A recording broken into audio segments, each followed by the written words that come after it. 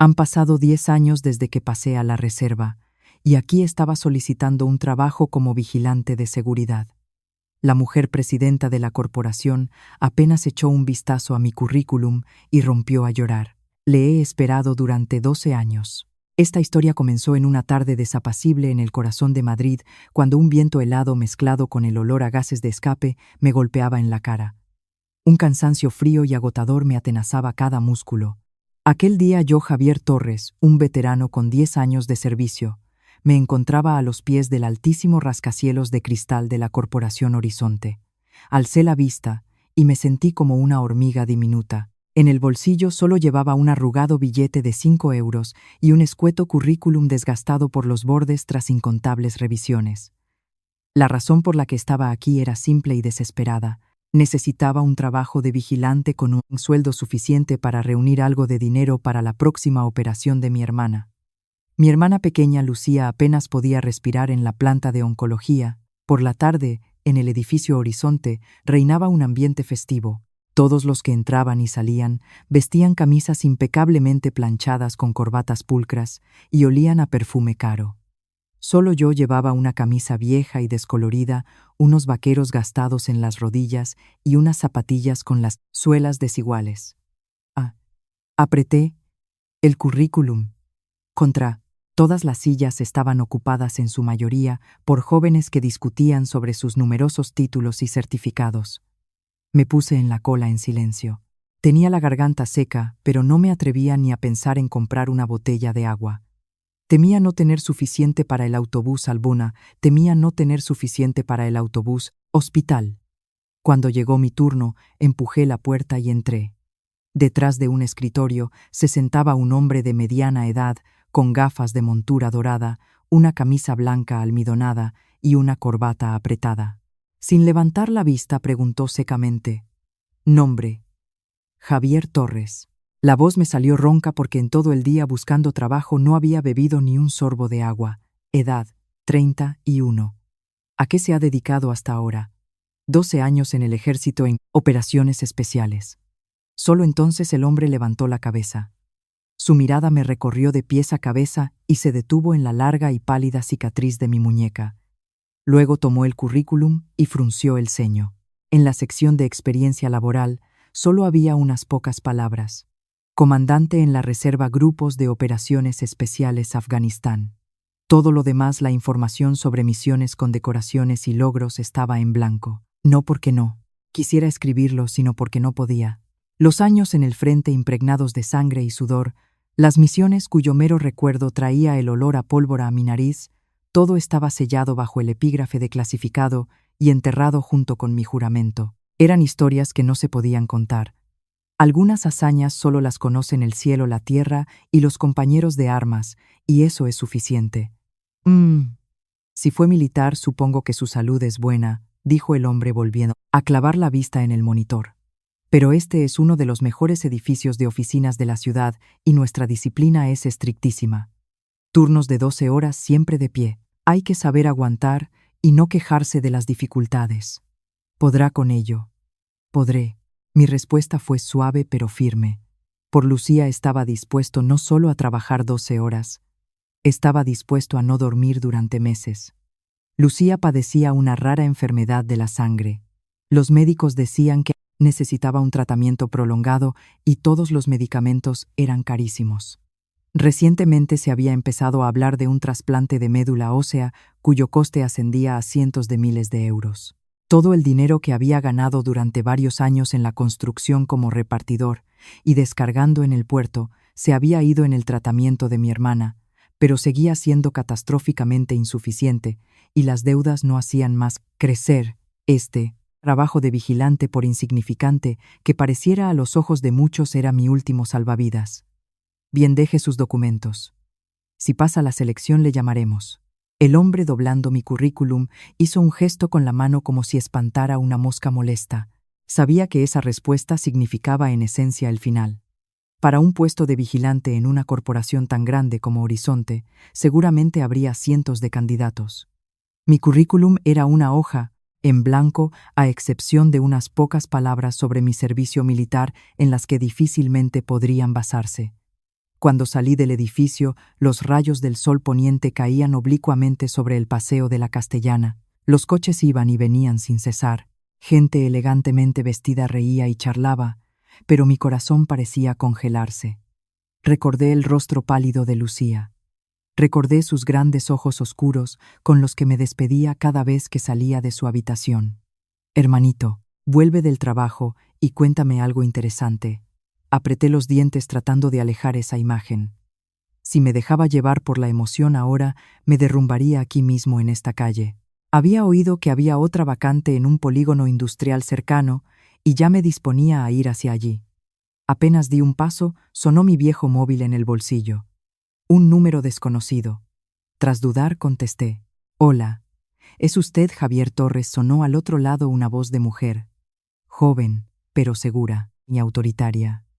«Sí, soy yo. Hablo del Departamento de Recursos Humanos de la Corporación Horizonte. Enhorabuena, ha superado la selección inicial. Puede volver al edificio de inmediato. La presidenta de la corporación desea entrevistarle personalmente». Durante unos segundos no pude articular palabra. Creí haber oído mal. La presidenta de la corporación a mí, yo solo aspiraba a un puesto de vigilante. Ha entendido correctamente. La voz de la mujer se volvió aún más seria. «Por favor, venga de inmediato. El tiempo de nuestra presidenta es muy valioso. Le espera en su despacho».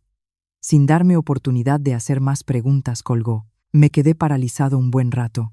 La presidenta de la Corporación Horizonte, una persona cuya sola decisión podía sacudir todo el mercado de la que escribían constantemente en la prensa. ¿Por qué querría reunirse conmigo un veterano en paro que aspiraba a un puesto de vigilante? Era absurdo. Pero a pesar de todas mis dudas di media vuelta y corrí de regreso al edificio. Fuera cual fuera el motivo, era una oportunidad que no podía dejar escapar. Quizás era la última esperanza para salvar a Lucía. Cuando entré en Horizonte por segunda vez esa tarde, la sensación fue completamente diferente. La recepcionista, al oír mi nombre, abrió los ojos como platos y llamó apresuradamente a alguna parte. Luego me acompañó a un ascensor privado que subía al último piso. Era la primera vez que estaba en un ascensor tan reluciente y silencioso. El latido de mi corazón era más fuerte que el ruido de los mecanismos. Cuando las puertas del ascensor se abrieron, ya me esperaba una mujer de unos 27 años. A juzgar por su traje de chaqueta, su pelo cuidadosamente recogido y su mirada penetrante, era la secretaria. «Señor Torres, por favor, sígame». Hablaba con cortesía, pero en sus ojos detecté una curiosidad oculta. Me guió por un pasillo enmoquetado con una alfombra gruesa. Una suave luz amarillenta iluminaba las paredes adornadas con cuadros caros. Al final del pasillo había una gran puerta de madera oscura. Llamó suavemente 3 veces y desde el interior se oyó una voz de mujer. «Adelante». La voz era baja pero fría y firme, obligándote a enderezar la espalda instintivamente. La secretaria abrió la puerta y, haciéndose a un lado, me invitó a entrar con un gesto. Tomé una profunda bocanada de aire, me ajusté el cuello de la camisa y crucé el umbral. El despacho de la presidenta era más espacioso que el minúsculo piso en el que vivíamos Lucía y yo. El parqué pulido hasta brillar, una mullida y gruesa alfombra bajo mis pies. En el aire flotaba un sutil aroma a aceites esenciales. Detrás de un enorme ventanal panorámico que hacía de pared, se extendía el cielo de Madrid. A lo lejos, las luces de la ciudad comenzaban a brillar. Una mujer estaba de espaldas a mí con los brazos cruzados mirando por la ventana. «Señora Montenegro, el señor Javier Torres ha llegado», informó respetuosamente la secretaria. La mujer se giró lentamente. En ese momento, se me cortó la respiración. Era más joven de lo que pensaba, de unos 30 años, con un rostro refinado, piel pálida y profundos, y fríos ojos negros como un lago en invierno. Tenía un porte que hacía que todo a su alrededor enmudeciera. La reconocí al instante. Era Isabel Montenegro, la presidenta de la Corporación Horizonte. Había visto su rostro muchas veces en las portadas de las revistas económicas. «Puedes retirarte», le dijo Isabel a la secretaria. La puerta se cerró y en el despacho solo quedamos nosotros dos. Por costumbre militar me puse en posición de firmes, con las manos a los costados y la vista al frente. No me atrevía a mirar a mi alrededor. «Javier Torres», habló Isabel. Su voz seguía siendo fría, pero tenía un matiz extraño. «A la orden, Javier Torres», respondí. Deme su currículum. Me acerqué y le tendí la delgada hoja con ambas manos. Isabel no la tomó de inmediato. Volvió a su escritorio, se sentó en el sillón y solo entonces cogió el currículum. De repente el despacho quedó en un silencio sepulcral. Solo se oía el suave tic-tac de un reloj de pared, pero cada clic retumbaba como un golpe en mi pecho. Pasó un minuto. Isabel seguía mirando fijamente las pocas líneas del papel. Sus dedos finos y largos acariciaban inconscientemente el borde del currículum. Tenía los labios apretados. 2 minutos, sus cejas se fruncieron ligeramente y en sus ojos brilló la perplejidad. 3 minutos. Vi cómo sus hombros temblaban casi imperceptiblemente. Los dedos que sostenían el currículum se apretaron y de repente una lágrima transparente cayó sobre el papel expandiéndose sobre nombre. Isabel estaba llorando. La gota de lágrima se convirtió en una pequeña mancha sobre las palabras operaciones especiales, y no fue la única. Las lágrimas brotaron de sus ojos como una presa que se rompe. Me quedé desconcertado, sin saber cómo reaccionar. Antes de que pudiera hacer nada, Isabel se levantó de un salto. El sillón se desplazó hacia atrás con estrépito. Rodeó el escritorio y se acercó directamente a mí. Sus ojos ya no eran fríos. En ellos se desataba una tormenta de emociones, alegría, dolor y la contención de años de espera. Se detuvo muy cerca, tan cerca que podía oír su respiración entrecortada. Isabel me miró directamente a los ojos que estaban rojos e irritados. Su voz temblorosa y quebrada varias veces finalmente se abrió paso entre los sollozos. Usted es el comandante Torres, ¿verdad? Usted me salvó hace 12 años en Afganistán. No es así. Esa pregunta fue como un rayo. Me quedé, ojos de piedra. Una puerta en mi memoria cerrada durante una década se abrió de repente. El frente, el olor a tierra húmeda, disparos, explosiones de granadas. Todo resurgió con una claridad aterradora. Recordé aquel día, aquella carretera polvorienta, cuando nuestro destacamento de reconocimiento rompía un cerco para rescatar a un grupo de cooperantes capturados por insurgentes. Entre los gritos y el humo de la pólvora había un adolescente de unos 16 años. Rostro pálido, ojos negros redondos de terror, pero apretaba los labios con fuerza y no derramó ni una lágrima. Una bala silbando en el aire volaba directamente hacia ella y yo sin pensarlo me abalancé, la abracé y recibí el impacto en la espalda. El dolor, como un hierro candente que me quemó la espalda entonces, me atravesó de nuevo. Me estremecí involuntariamente. La misión se cumplió. Los rescatados fueron evacuados. A mí me enviaron a la retaguardia para recuperarme y luego me asignaron a una nueva misión. ¿Qué fue de aquella chica, de su familia, cómo continuó su vida? No lo sabía. Como muchas otras personas que encontré durante mis años de servicio, pasaron como el viento dejando solo una vaga huella en mi memoria. Y ahora, en este lujoso despacho en una ciudad bañada en luces, la mujer en la cima del poder de pie, frente a mí me llamaba comandante y lloraba como una niña perdida que ha encontrado a su familia. Tragué saliva y con dificultad reuniendo mis pensamientos dije: Señora Montenegro se equivoca. Quienes estaban entonces en el frente todos cumplían con su deber. Yo solo soy un hombre que ha venido a solicitar un puesto de vigilante. Ya no soy comandante ni nadie más. Lo dije por un lado por principios militares y por otro por miedo. Remover el pasado podría afectarme no solo a mí, sino también a mi unidad, a mis compañeros. Estaba acostumbrado a que ciertas cosas deben permanecer profundamente enterradas. Isabel negó con la cabeza. Las lágrimas aún brillaban en sus ojos. Su voz era ahogada, pero firme. No me engañará. El tiempo de servicio en su currículum. La región, el rango. Durante 12 años he pensado cada día si aquel soldado que me protegió con su cuerpo seguía vivo. Llevo 10 años buscándole. Cuando hoy vi su nombre, supe que no podía estar equivocada. Dicho esto, dio un paso hacia mí, como si fuera a tocarme la espalda. Me aparté ligeramente. Los instintos protectores de un militar no habían desaparecido. La cicatriz en mi espalda era un recuerdo de mi juventud y quería conservarla para mí. No deseaba que nadie la mirara con lástima o admiración. Realmente he venido solo por el trabajo, dije en voz baja. Si me acepta como vigilante, ya será un gran honor para mí. Isabel me miró durante un largo rato. En sus profundos ojos vi un dolor inexpresable y una clara determinación. Finalmente se secó las lágrimas y respiró hondo. Su voz recuperó la calma, pero aún temblaba ligeramente.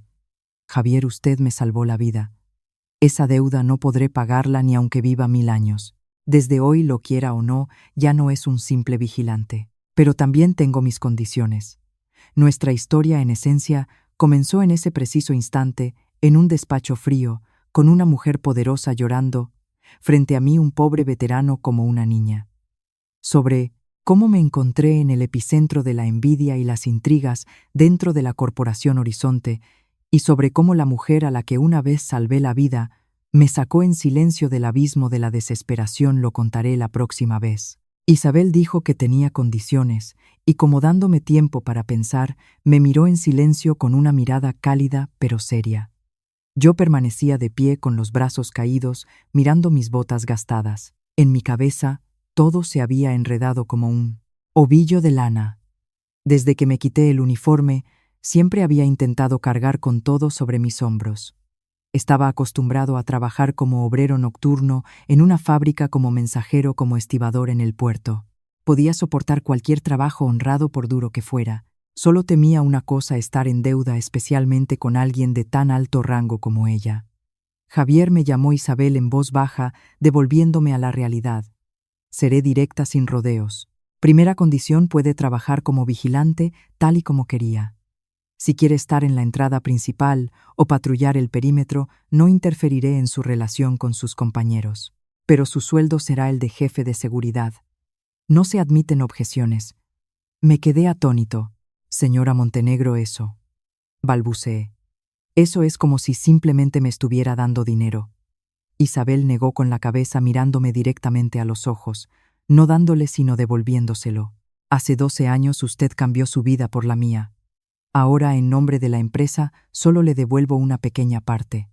Por mi culpa vive con una herida de bala en la espalda y todavía tiene una cicatriz. Que yo, bajo la apariencia de un sueldo y primas, le ayude un poco a usted y a su hermana es simplemente justo. Al mencionar a Lucía se me encogió el corazón. Apreté los puños con tanta fuerza que las uñas se me clavaron en las palmas. Y la segunda condición. Mi voz se había vuelto más baja.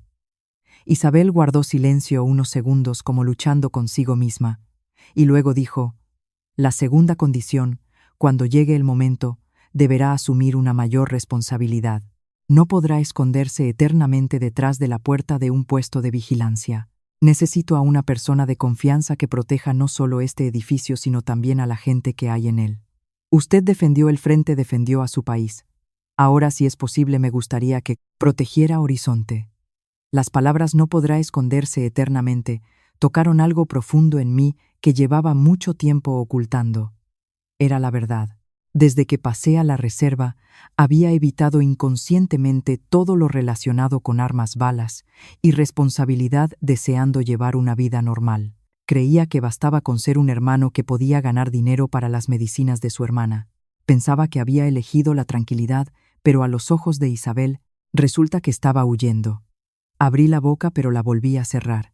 El espíritu guerrero que había en mí no me permitía pronunciar palabras cobardes, y dar la espalda a una mirada llena de confianza era aún más impensable. Isabel preguntó de repente con suavidad: Javier, si ahora mismo alguien apareciera con un arma en la habitación de su hermana, ¿no intervendría? Por supuesto que intervendría, respondí sin dudar. ¿Y en qué se diferencia eso de lo que hacía en el frente? Isabel sonrió débilmente. Las comisuras de sus ojos todavía estaban húmedas, pero su mirada era firme. Simplemente, su campo de batalla se ha trasladado a Madrid. Palabras sencillas, pero sonaron como si alguien me hubiera dado una palmada en el hombro. De repente comprendí que podía renunciar al cargo, al rango, pero no a la responsabilidad que estaba profundamente arraigada en mi sangre y en mi carne. Suspiré profundamente y miré a Isabel. Sí. Recibo un sueldo más alto que los demás, todos empezarán a cuchichear. Dirán que me aprovecho de su favor. Usted simplemente trabajará como un vigilante normal en la entrada principal. Isabel sonrió levemente. Yo me encargaré de la opinión pública. Si alguien en este mundo dice que usted depende de mí, asumiré esa crítica. No tiene que preocuparse por eso. pero si usted por temor a las miradas ajenas le da la espalda a su hermana que necesita dinero para una operación, eso ya es una cuestión de su propia conciencia. Isabel terminó de hablar y no presionó más. Bajé la cabeza. A veces no es otro quien te acorrala, sino tu propia conciencia. Cerré los ojos por unos segundos, luego los abrí y dije, lentamente, está bien, acepto la primera condición, pero la segunda no puedo prometerla ahora. Solo diré que si algún día me necesita, solo llámeme y acudiré. Isabel me miró largamente y luego asintió. Eso es suficiente. Pulsó el botón para llamar a su secretaria. Su voz volvió a ser fría y autoritaria como de costumbre. Mañana tramite el alta de Javier Torres. Primero asígnelo al Departamento de Seguridad como a los demás empleados. ¿Y en qué puesto colocarlo que lo decida el jefe de seguridad Ricardo Vargas? Pero el sueldo y las primas tramítelo según la escala del jefe de seguridad, sin un solo error. Entregue este documento inmediatamente al departamento financiero. La secretaria abrió los ojos como platos por un instante, pero enseguida bajó la cabeza y respondió: sí, señora Montenegro. Percibí en su mirada una mezcla de curiosidad y asombro, pero desapareció al instante. La gente que trabaja mucho tiempo cerca de altos cargos sabe bien qué se puede preguntar y qué no. Al salir del despacho de Isabel y caminar por el largo pasillo, me sentí como si acabara de terminar una batalla. Tenía sudor en la frente y mi alma se sentía a la vez pesada y ligera. Pesada por la deuda y ligera porque por primera vez, desde que Lucía enfermó, vislumbraba un camino por delante. Esa tarde no fui directamente a mi pequeño apartamento, sino que tras 2 transbordos en autobús me dirigí al hospital. La planta de oncohematología estaba en un piso alto de un edificio antiguo y en el pasillo se mezclaban los olores a desinfectante, medicamentos y productos de limpieza. Lucía estaba tumbada en una cama junto a la ventana. La medicación le había hecho perder mucho pelo y su cuerpo estaba demacrado, pero al verme sonrió alegremente. «Hermanito, has venido. Has encontrado trabajo hoy». Lucía me cogió de la mano. Su voz seguía siendo clara como la de una colegiala.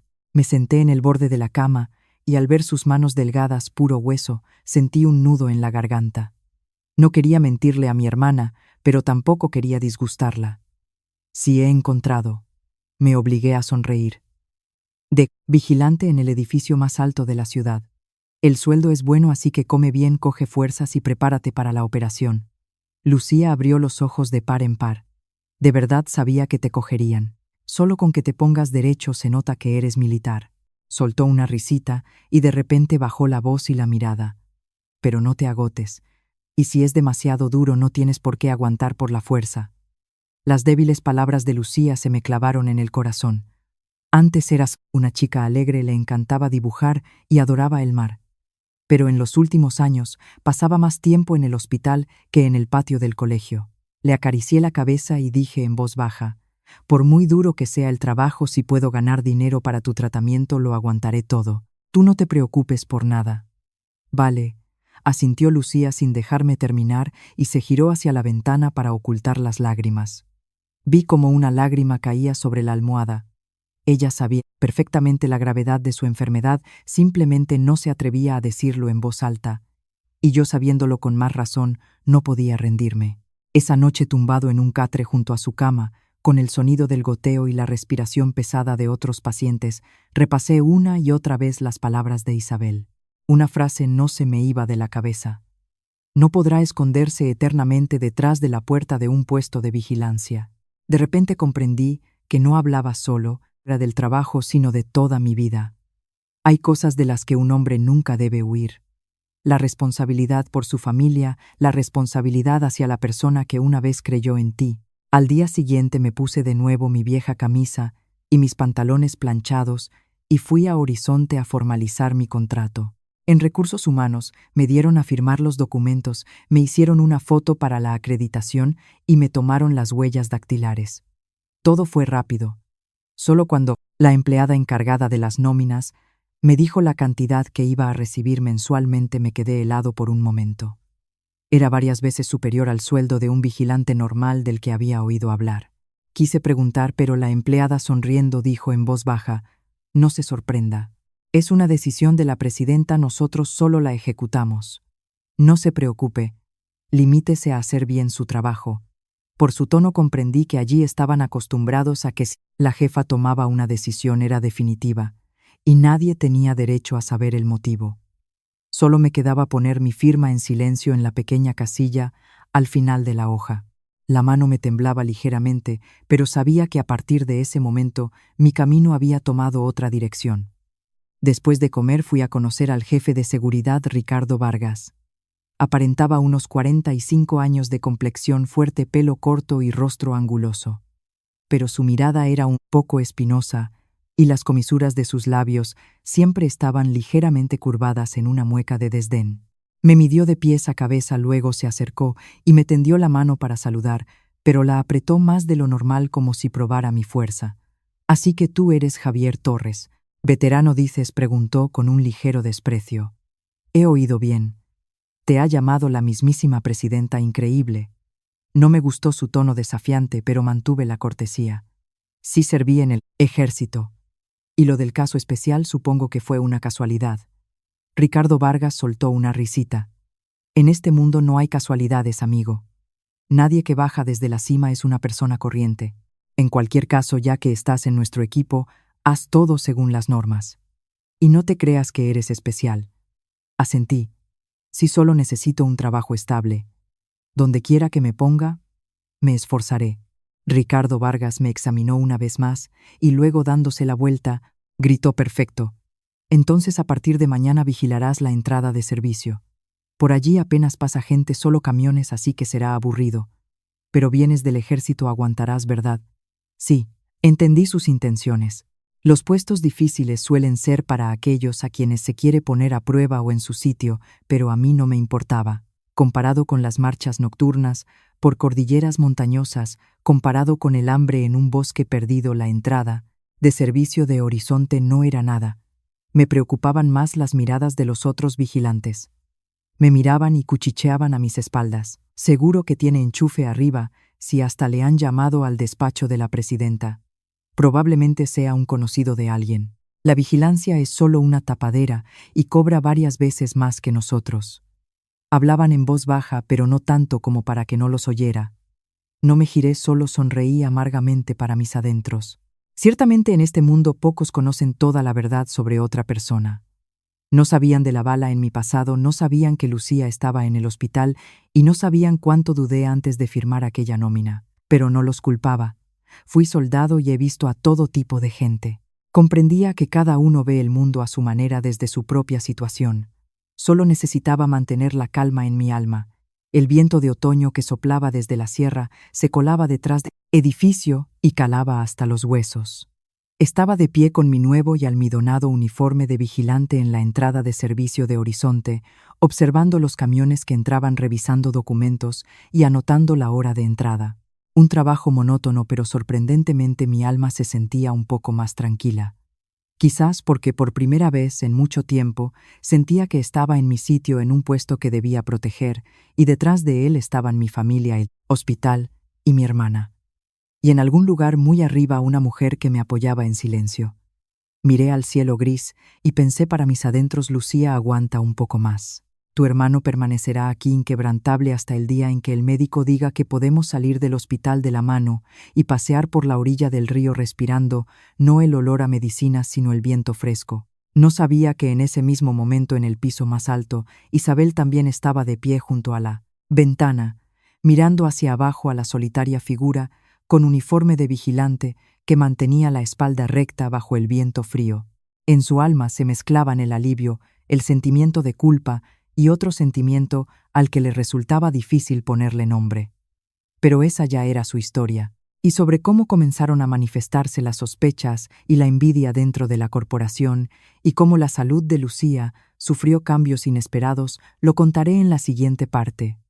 En los pocos días de trabajo en la entrada de servicio, me acostumbré gradualmente al ritmo de vida de Horizonte.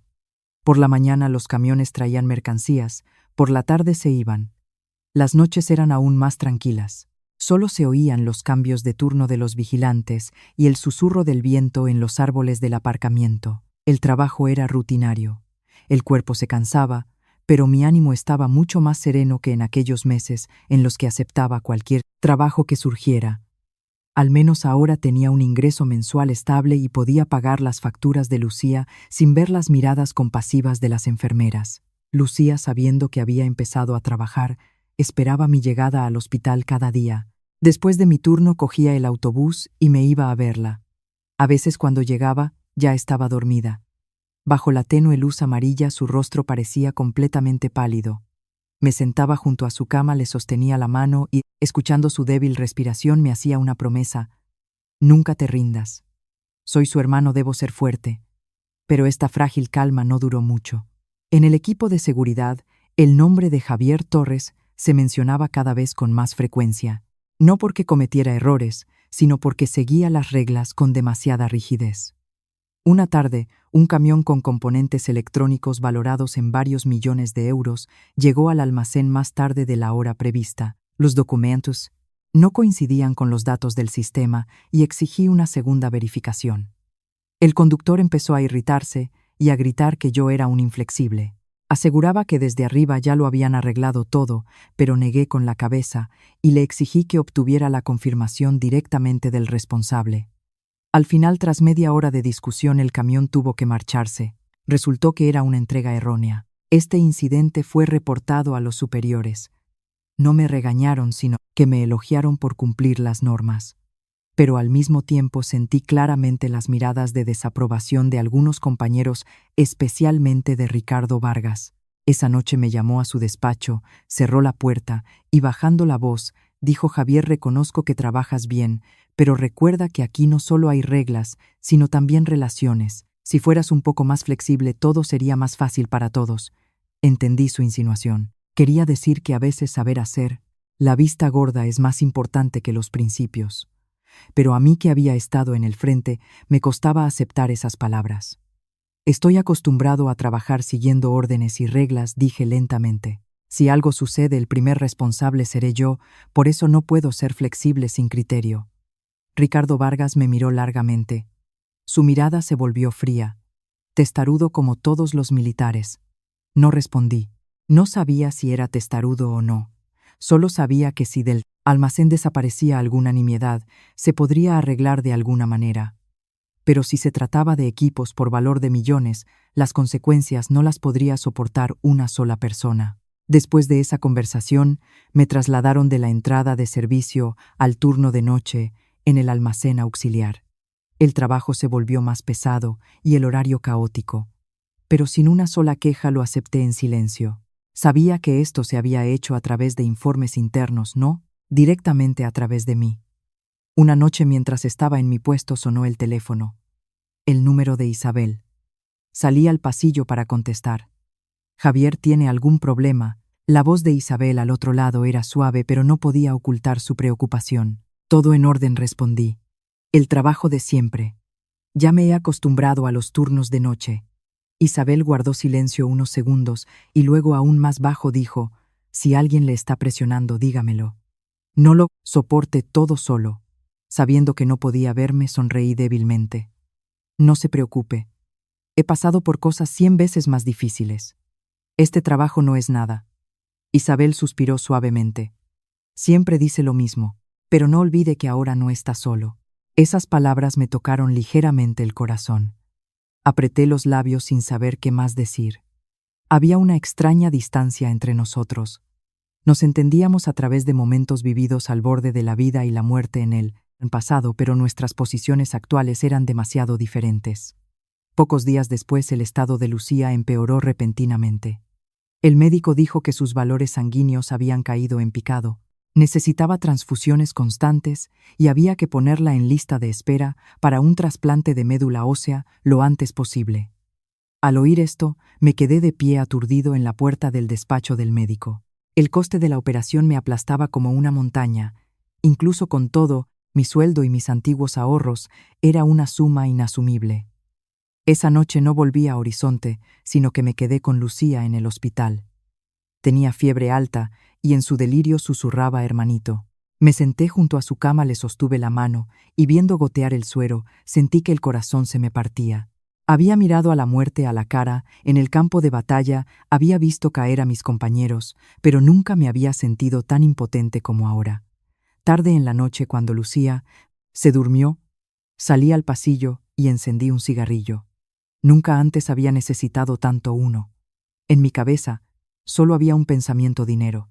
Necesitaba conseguir más dinero de alguna manera legal. Decidí, después de los turnos de noche, pedirle a Ricardo Vargas horas extras y aceptar trabajo adicional en el aparcamiento. Mi cuerpo aún podía aguantar, y si Lucía tenía una oportunidad, nada más importaba. Pero antes de que pudiera llevar a cabo mis planes, Isabel llegó al hospital. Al día siguiente, después de mi turno de noche, estaba sentado junto a la cama de Lucía cuando la puerta de la habitación se abrió silenciosamente y entró una mujer con un abrigo oscuro y el pelo cuidadosamente recogido. No la reconocí al instante hasta que habló. «Lucía, ¿estás mejor?». Lucía abrió los ojos, la miró por un momento y se sobresaltó. «Señora». Se atascó sin poder pronunciar el nombre. Isabel sonrió y se sentó junto a la cama. «Me llamo Isabel. Soy amiga de tu hermano». Lucía me miró desconcertada. Yo estaba no menos sorprendido. No le había dicho a Isabel que el estado de Lucía había empeorado. ¿Cómo lo sabía? Isabel se volvió hacia mí con una mirada de ligero reproche. ¿Cuánto tiempo pensaba ocultármelo? Como un niño pillado infraganti bajé la cabeza. No quería molestarla. Isabel, mirándome, suspiró. «Todavía no lo entiende.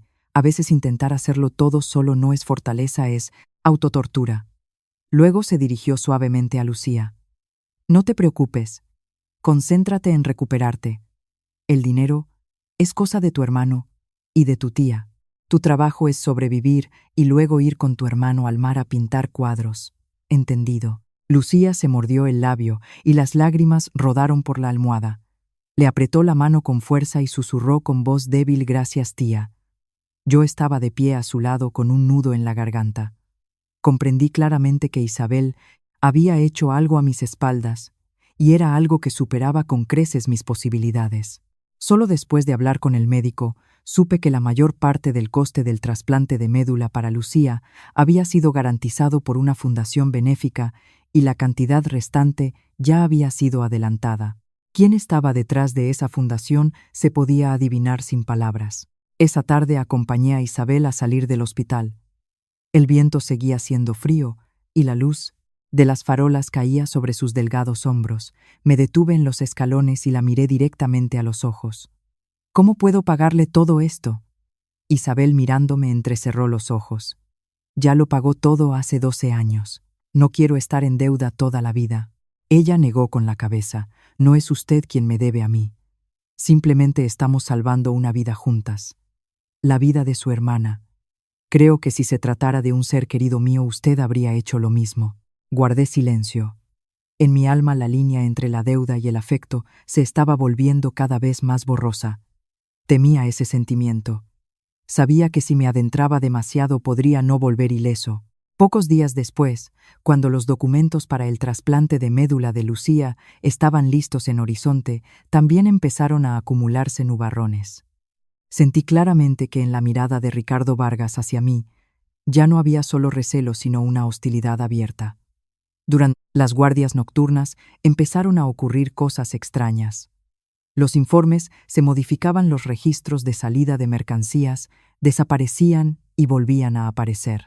Las cámaras de videovigilancia del almacén se desconectaban durante unos minutos y se volvían a encender.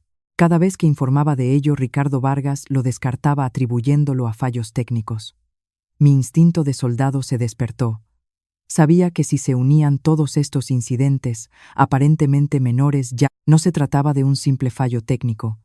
Una noche profunda, mientras estaba en el almacén, soplaba un viento fuerte.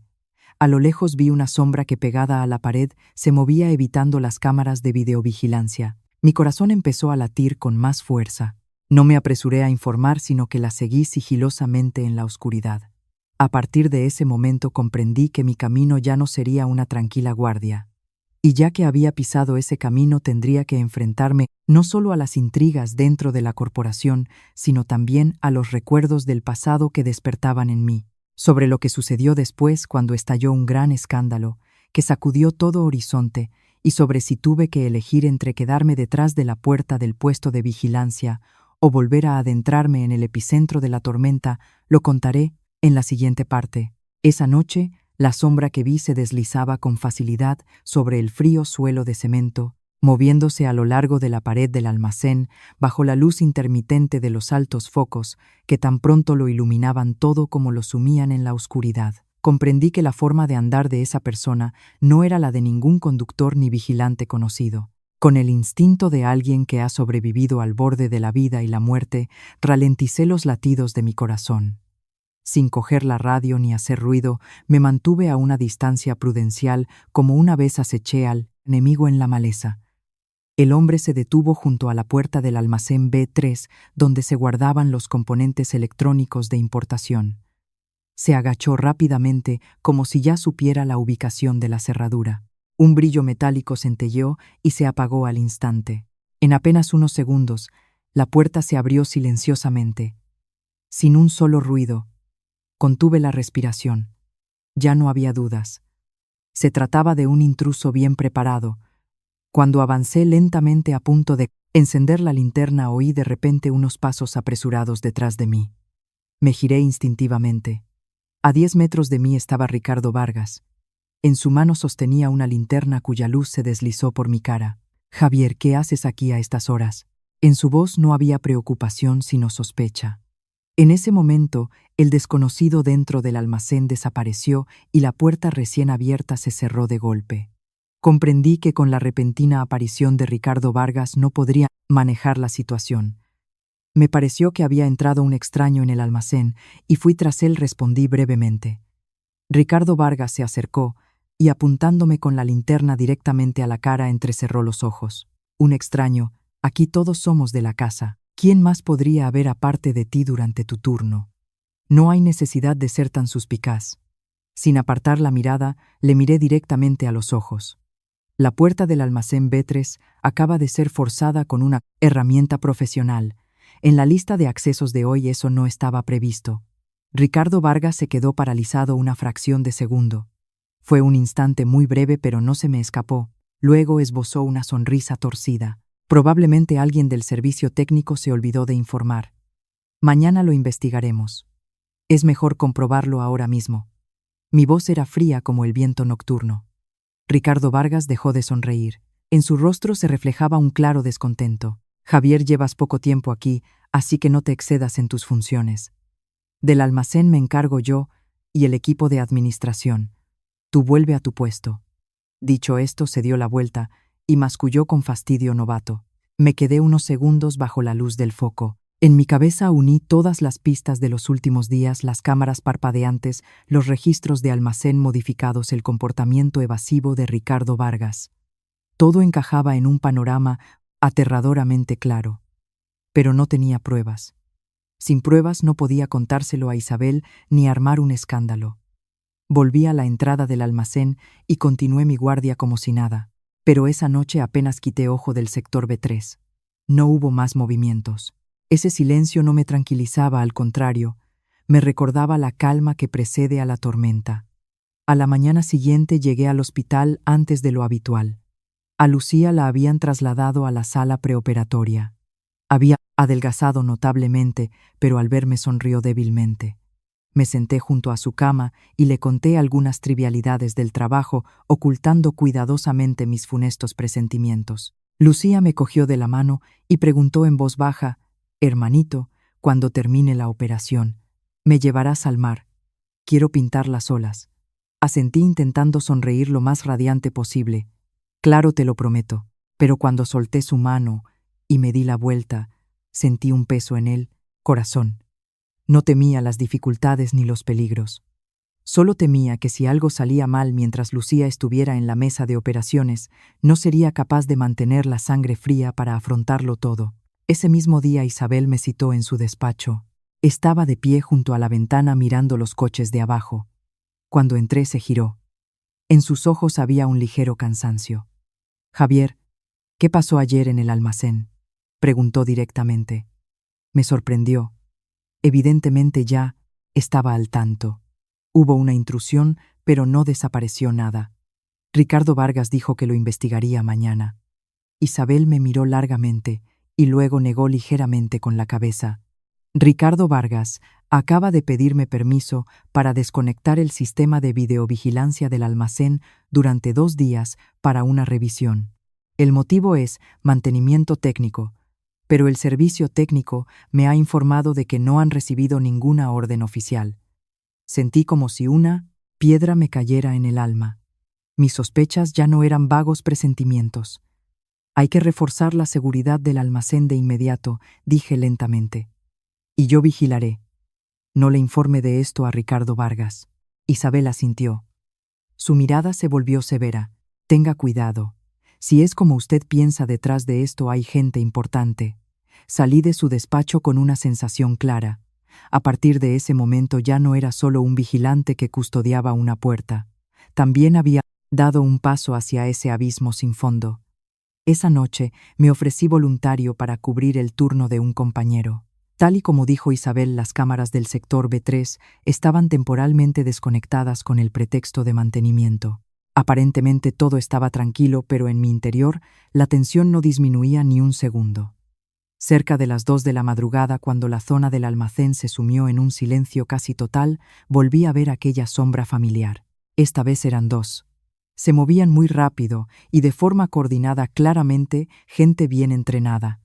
En el momento en que la puerta del almacén se entreabrió, pulsé inmediatamente un pequeño botón de alarma interno. La señal iba únicamente a un puesto de observación secreto que Isabel había instalado por separado.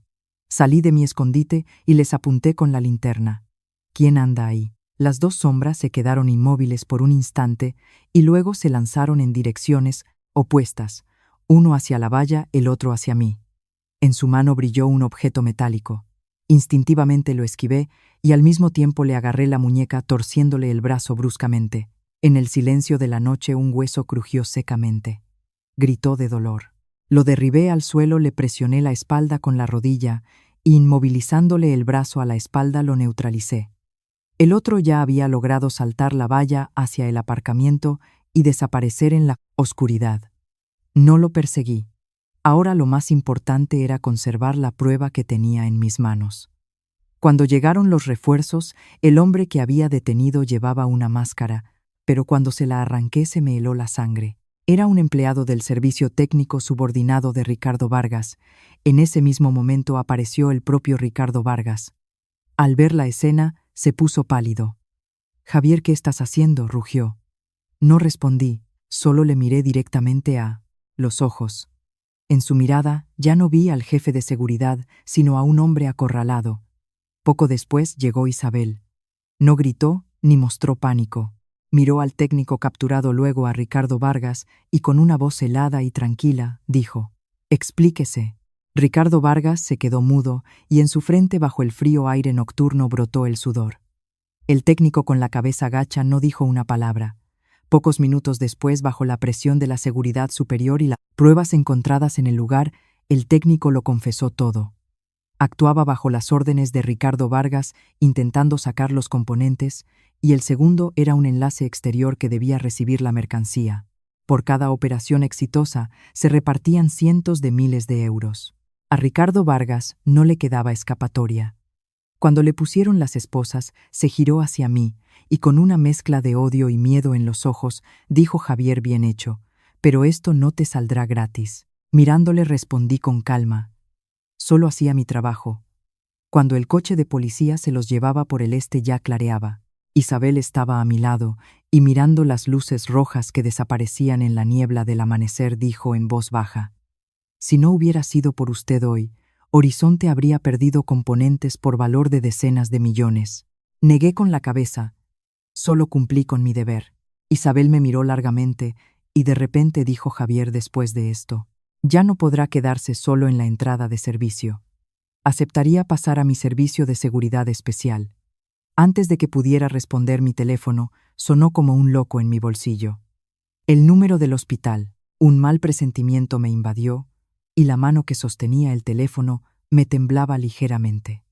«Javier Torres, soy una enfermera de la planta de oncohematología. La operación de trasplante de médula de su hermana tendrá que adelantarse. por favor venga de inmediato. En ese momento el mundo pareció tambalearse. Me giré hacia Isabel. Ella, aunque no había oído la conversación, adivinó de qué se trataba. Su mirada vaciló por un instante, pero enseguida se volvió decidida. Iré con usted. Bajo la tenue luz del amanecer, mientras subíamos al coche, supe que con el inicio de la operación, no solo el destino de Lucía, sino también el mío entraba en una nueva encrucijada de la que ya no habría vuelta atrás. El coche volaba a través de la mañana aún neblinosa.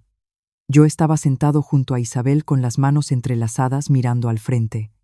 En mi cabeza ya no había imágenes del almacén de Ricardo Vargas ni de los componentes.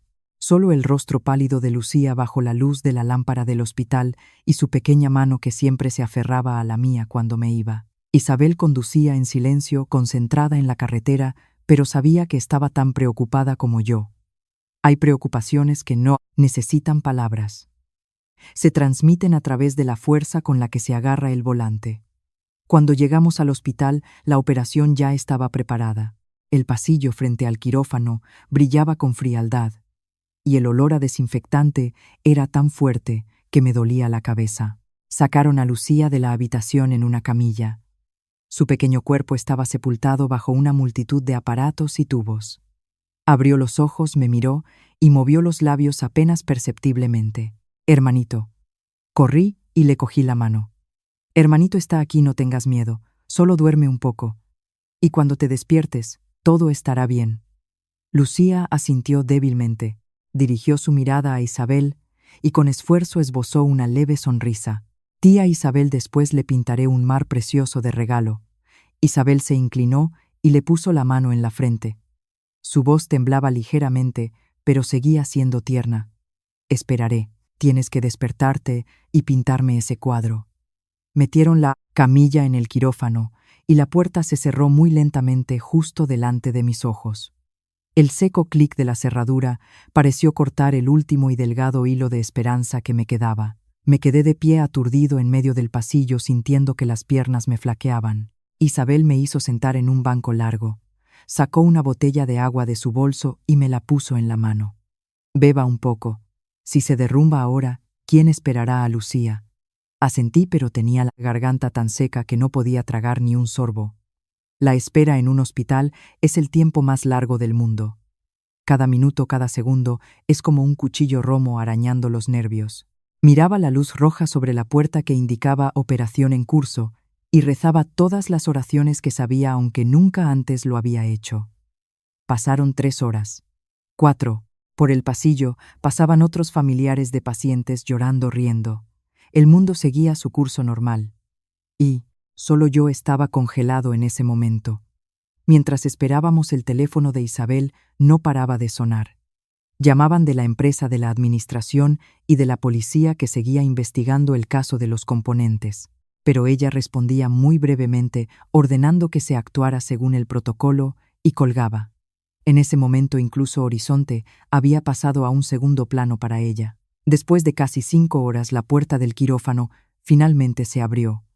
Salió un médico, quitándose la mascarilla.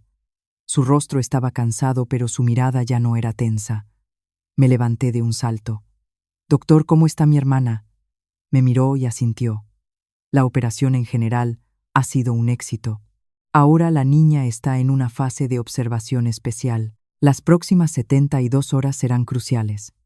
Su estado puede mejorar, pero no se puede descartar la posibilidad de complicaciones, así que la familia debe estar preparada». Al oír las palabras «no se puede descartar», se me taponaron los oídos. Pero las palabras en general, un éxito, fueron como una cuerda que me sacaba de un profundo abismo de desesperación. Hice una profunda reverencia al médico. «Gracias, doctor. Por favor, salve a mi hermana». Asintió levemente y se fue. A Lucía la trasladaron a una sala de aislamiento. Solo podía verla a través de un grueso cristal. Yacía inmóvil y su pecho se movía apenas perceptiblemente al ritmo de la respiración regular de la máquina. Apoyé la mano en el frío cristal y susurré: «Lucía, hermanito está aquí».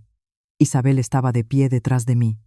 No me giré, pero supe que ella también lloraba en silencio. Los siguientes 3 días fueron los más largos de mi vida. Prácticamente vivía en el hospital. Después del trabajo corría directamente hacia allí, y si estaba demasiado cansado, dormía en un banco del pasillo. Isabel también venía a menudo. Ya no era la autoritaria presidenta de la corporación, sino más bien una hermana que junto a mí velaba por la frágil vida de Lucía.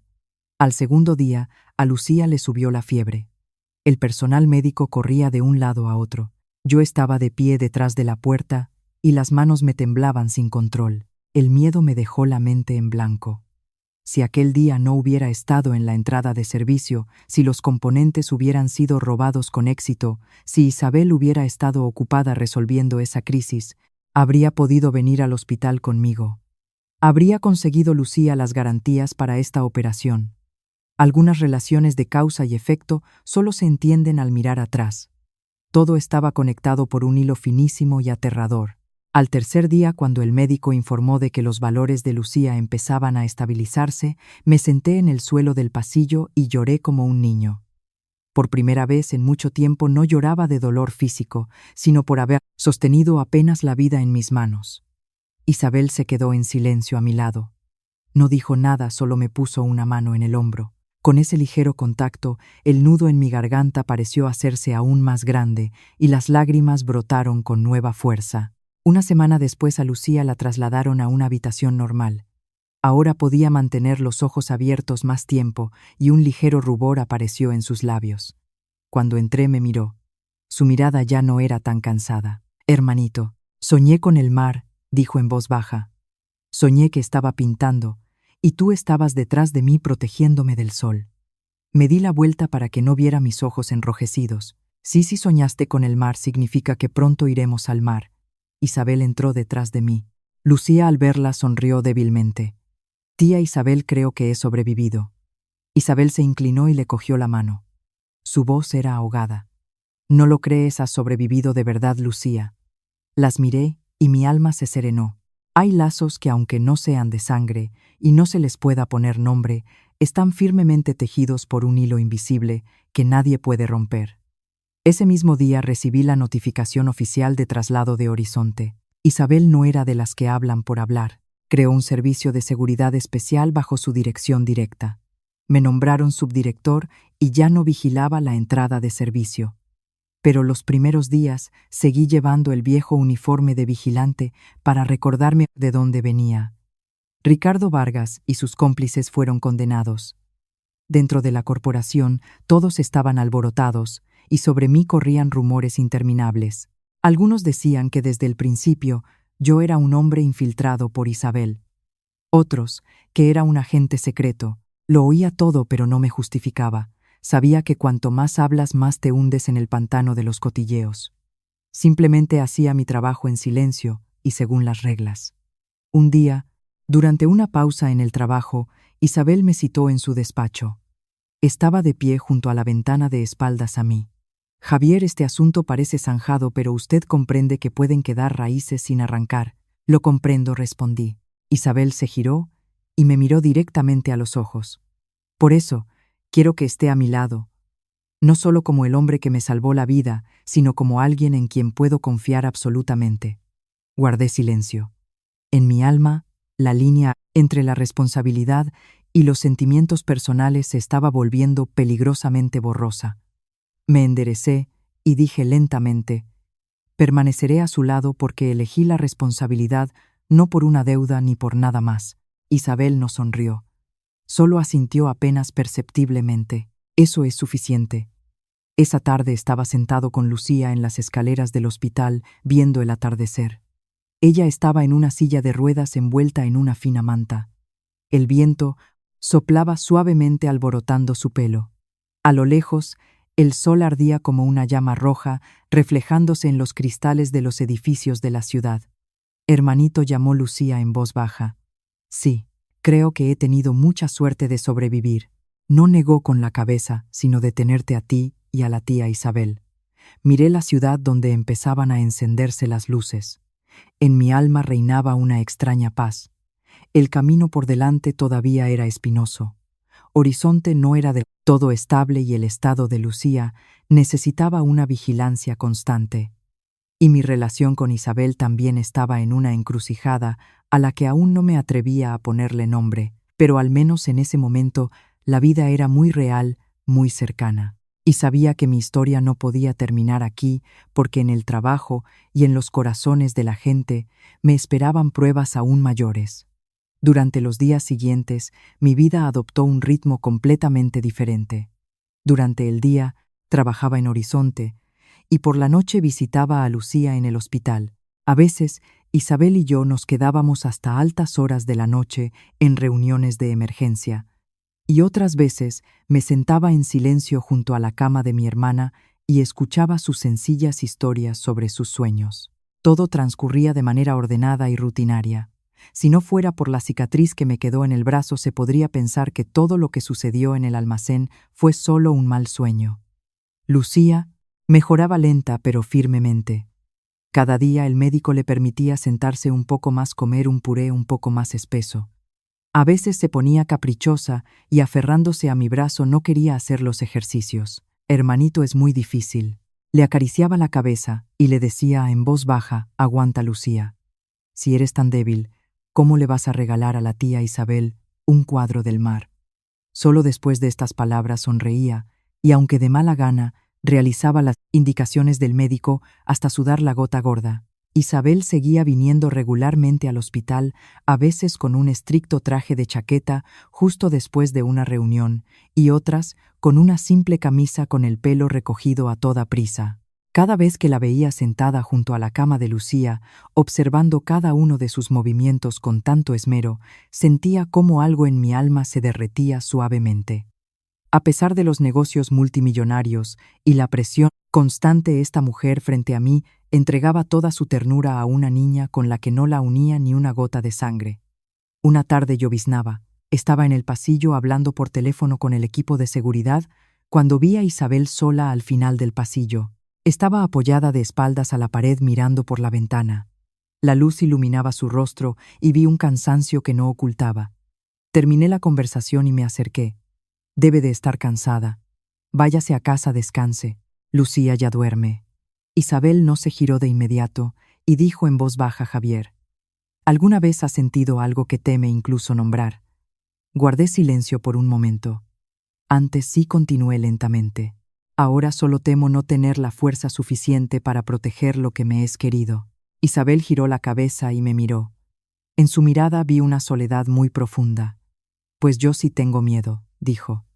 Tengo miedo de que un día vuelva a quedarme sola como hace 12 años. Comprendí que hablaba de aquel día, de la tragedia del pasado en la que lo perdió todo. No pregunté más. Hay heridas que si se tocan duelen aún más. Solo dije: no estás sola. Al menos no ahora. Isabel me miró largamente y luego, como tranquilizándose a sí misma, asintió. Mientras tanto, bajo la superficie de Horizonte, las aguas seguían revueltas. Tras el arresto de Ricardo Vargas, varios empleados fueron suspendidos de sus funciones para ser investigados y, dentro de la empresa, los rumores no cesaban. Algunos me miraban con curiosidad, otros me evitaban y otros, por el contrario, intentaban acercarse. Yo seguía manteniendo la compostura, haciendo mi trabajo sin acercarme ni alejarme. En una de las reuniones internas de seguridad, Isabel anunció de repente una reorganización de todo el departamento de seguridad y logística. El aire en la sala de conferencias se tensó como la cuerda de un arco. Cuando mi nombre sonó, en la lista de personal clave del nuevo equipo, vi cómo los rostros de algunos se ensombrecían. Después de la reunión, al salir de la sala, alguien me apartó a un rincón. Era el antiguo gerente del almacén, unos 10 años mayor que yo. Me miró y bajó la voz. Javier, te mueves con mucha inteligencia, pero los demasiado listos no duran mucho en este negocio. Le miré directamente a los ojos. Si tuviera miedo a morir, no estaría aquí. Esbozó una sonrisa torcida, me soltó y se fue. Desde ese momento comprendí que tendría que luchar no solo contra amenazas externas, sino también contra las mentes de la gente de dentro. Esa tarde fui a mi antiguo apartamento a recoger algunas cosas. La habitación estrecha, el familiar olor a humedad me provocaron nostalgia. Aquí me sentaba contando cada céntimo. Aquí pasaba noches en vela preocupado por las medicinas de Lucía. Aquí pensé que ya no había salida. Ahora todo había cambiado, pero esa sensación de ansiedad parecía seguir flotando en el aire. Sonó el teléfono. «Javi, ¿cómo estás?», sonó la voz de mi madre desde el pueblo mezclada con el cacareo de las gallinas. «Bien, mamá, todo bien. Lucía también está casi recuperada». Mi madre guardó silencio un momento y luego preguntó con cautela: «He oído que trabajas en una empresa muy grande». Sonreí débilmente. «Sí. Bueno, nada especial, mamá. No importa en qué trabajes, cuídate. Tu padre y yo ya somos viejos, no podemos ayudaros en nada, solo rezamos para que vosotros, hermano y hermana, estéis bien». Esas palabras me hicieron un nudo en la garganta. Apenas pude responder un sí y colgué.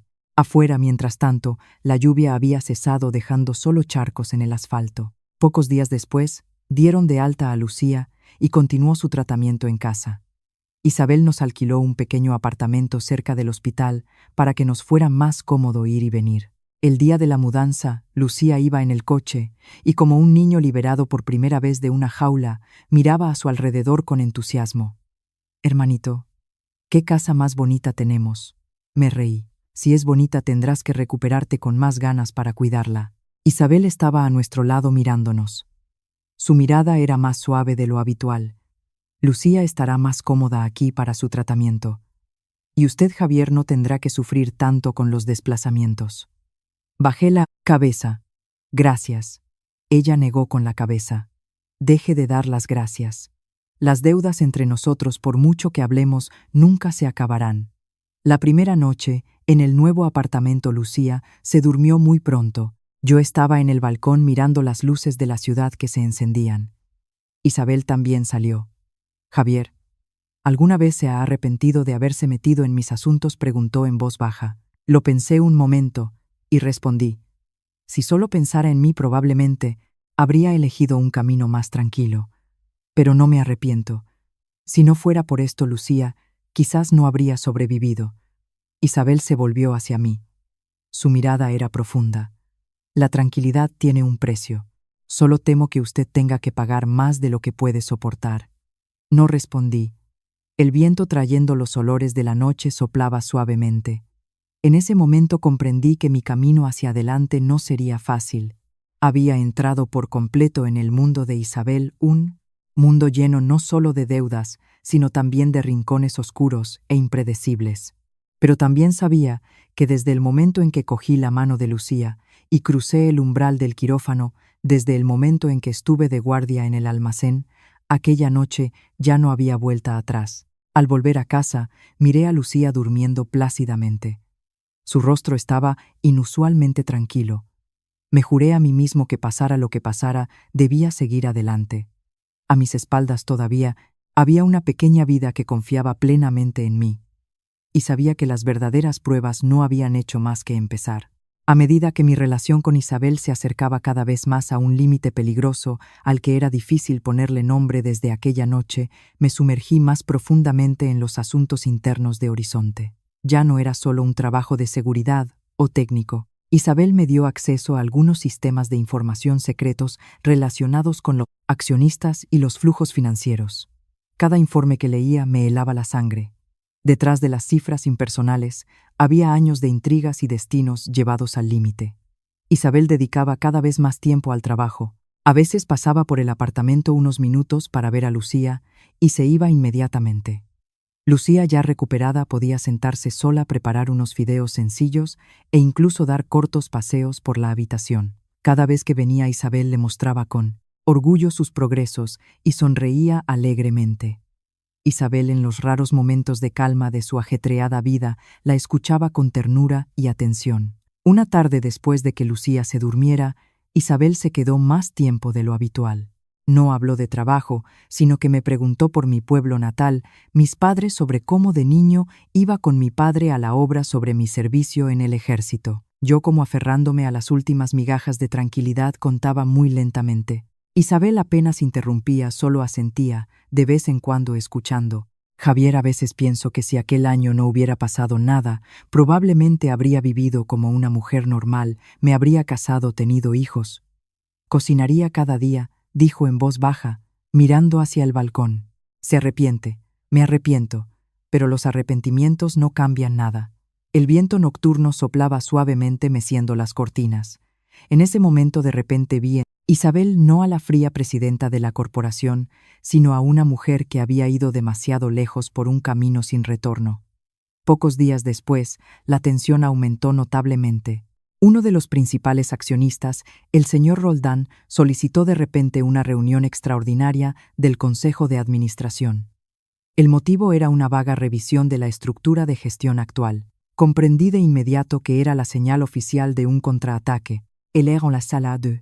Conferencias era tan pesado que parecía poder cortarse con un cuchillo.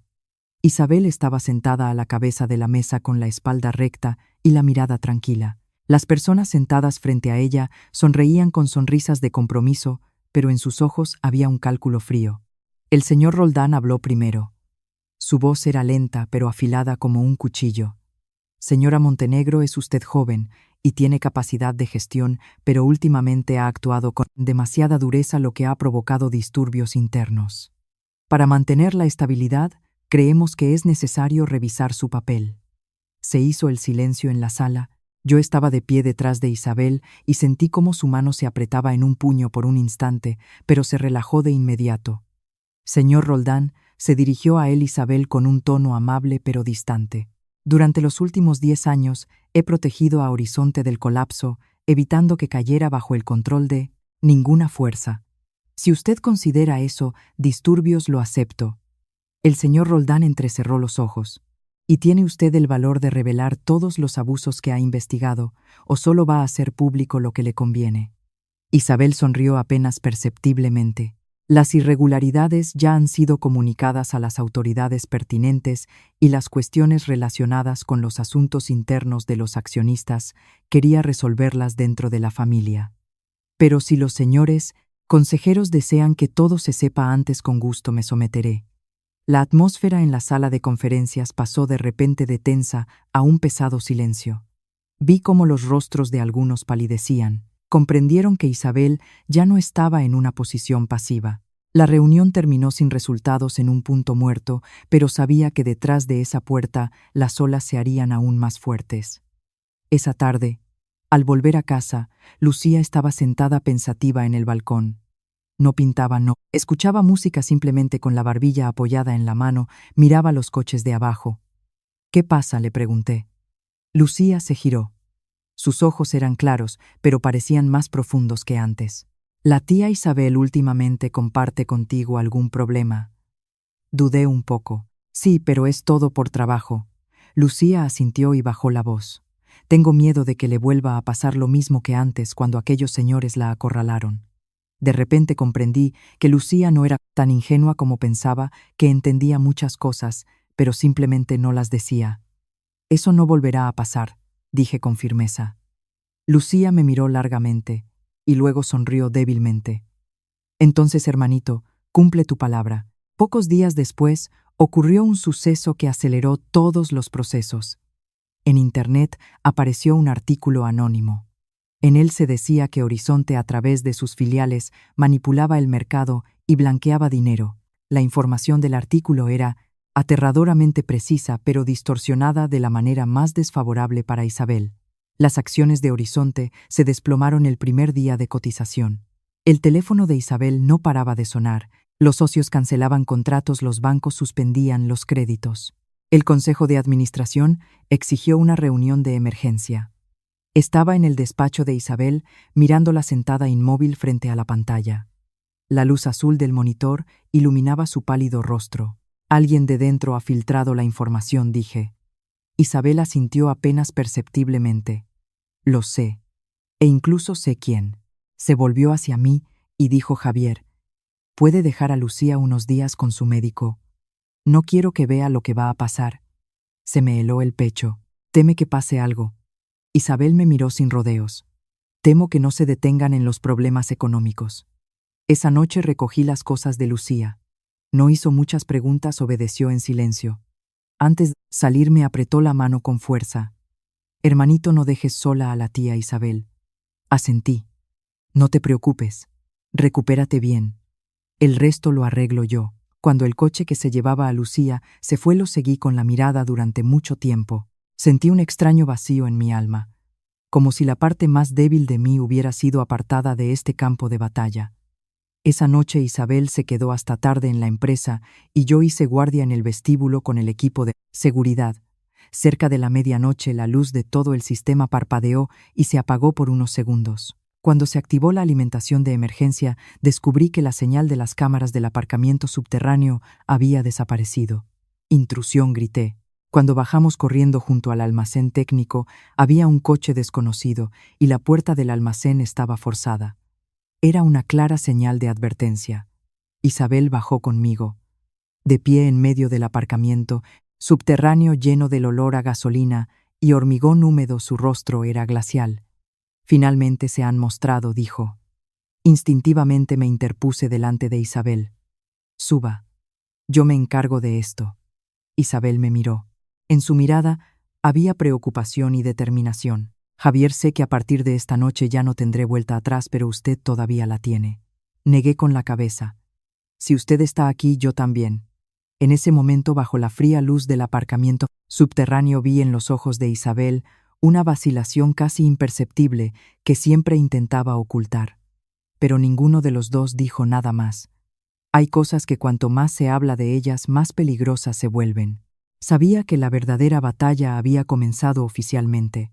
Ya no eran cálculos silenciosos ni ataques indirectos, sino un enfrentamiento frontal entre personas que no aceptan la derrota. Y a mis espaldas Lucía esperaba el día en que volvería para terminar su cuadro inacabado del mar. Después de aquella noche en el aparcamiento subterráneo, la atmósfera en Horizonte se tensó al máximo. Los pasillos familiares se llenaron de repente de una fría tensión. Los empleados caminaban con cautela. Los apretones de manos de compromiso se volvieron indiferentes, y en los ojos de todos se ocultaba el recelo. Dupliqué la seguridad alrededor de la sede y los almacenes principales, reorganicé todos los turnos y cambié constantemente las rutas de patrulla para que nadie pudiera preverlas. Isabel prácticamente vivía en la empresa. A veces la veía después de pasar la noche en su despacho, dormitar en el sofá solo unas decenas de minutos y volver a una reunión. Muchas veces le insistí en que descansara, pero ella solo negaba con la cabeza. «Javier, si suelto las riendas ahora destrozarán Horizonte». No dije nada más. Comprendía que para Isabel Horizonte no era solo una empresa, era su vida. Lo único que le quedaba después de haberlo perdido todo. Lucía, que se quedó con el médico, pasó los primeros días tranquilamente. Cada tarde la llamaba por videollamada. Su rostro había recuperado el color, pero en sus ojos aún había preocupación. «Hermanito, ¿qué está pasando?», preguntó en voz baja. «No todo está bien, todo va bien». Lucía me miró largamente y luego dijo lentamente: «No me lo ocultes. Ya no soy una niña que simplemente se tumba y...». «Espera». Apreté los labios. No quería involucrarla en este mundo turbulento. «Tú solo piensa en recuperarte lo antes posible. El resto lo arreglo yo». Lucía no preguntó más, asintió, pero sabía que se preocupaba por mí más de lo que decía. 3 días después del incidente, en el aparcamiento se convocó una reunión de emergencia del Consejo de Administración. Yo estaba de pie detrás de la puerta de la sala de conferencias, pero a través de la rendija de cristal sentía lo pesada que era la atmósfera en el interior. El señor Roldán y varios accionistas estaban sentados frente a Isabel con rostros fríos. Afuera las acciones seguían fluctuando y los rumores no cesaban. La reunión duró más de 3 horas. La puerta se abrió, y la primera en salir fue Isabel. En su rostro no había ninguna emoción, pero por su espalda, aún erguida, supe que esta batalla aún no había terminado. Se dirigió directamente a su despacho. La seguí. Tan pronto como la puerta se cerró, Isabel apenas se apoyó en el escritorio y exhaló muy suavemente, como si se quitara un peso de encima. «Han exigido que suspenda temporalmente mi control sobre algunos departamentos financieros», dijo, «con el pretexto de estabilizar el mercado». Apreté los puños. «Ha aceptado». Todavía no, negó Isabel con la cabeza. «Pero están reuniendo suficientes votos para presentar una moción de censura contra mí». La miré directamente a los ojos. «¿Qué piensa hacer?». Isabel guardó silencio un momento, luego abrió un cajón del escritorio y sacó otro fajo de documentos. Aquí están las pruebas más contundentes de malversación en la empresa de los últimos 10 años. Las guardé para dejarles una vía de escape, pero por lo visto, fui demasiado generosa.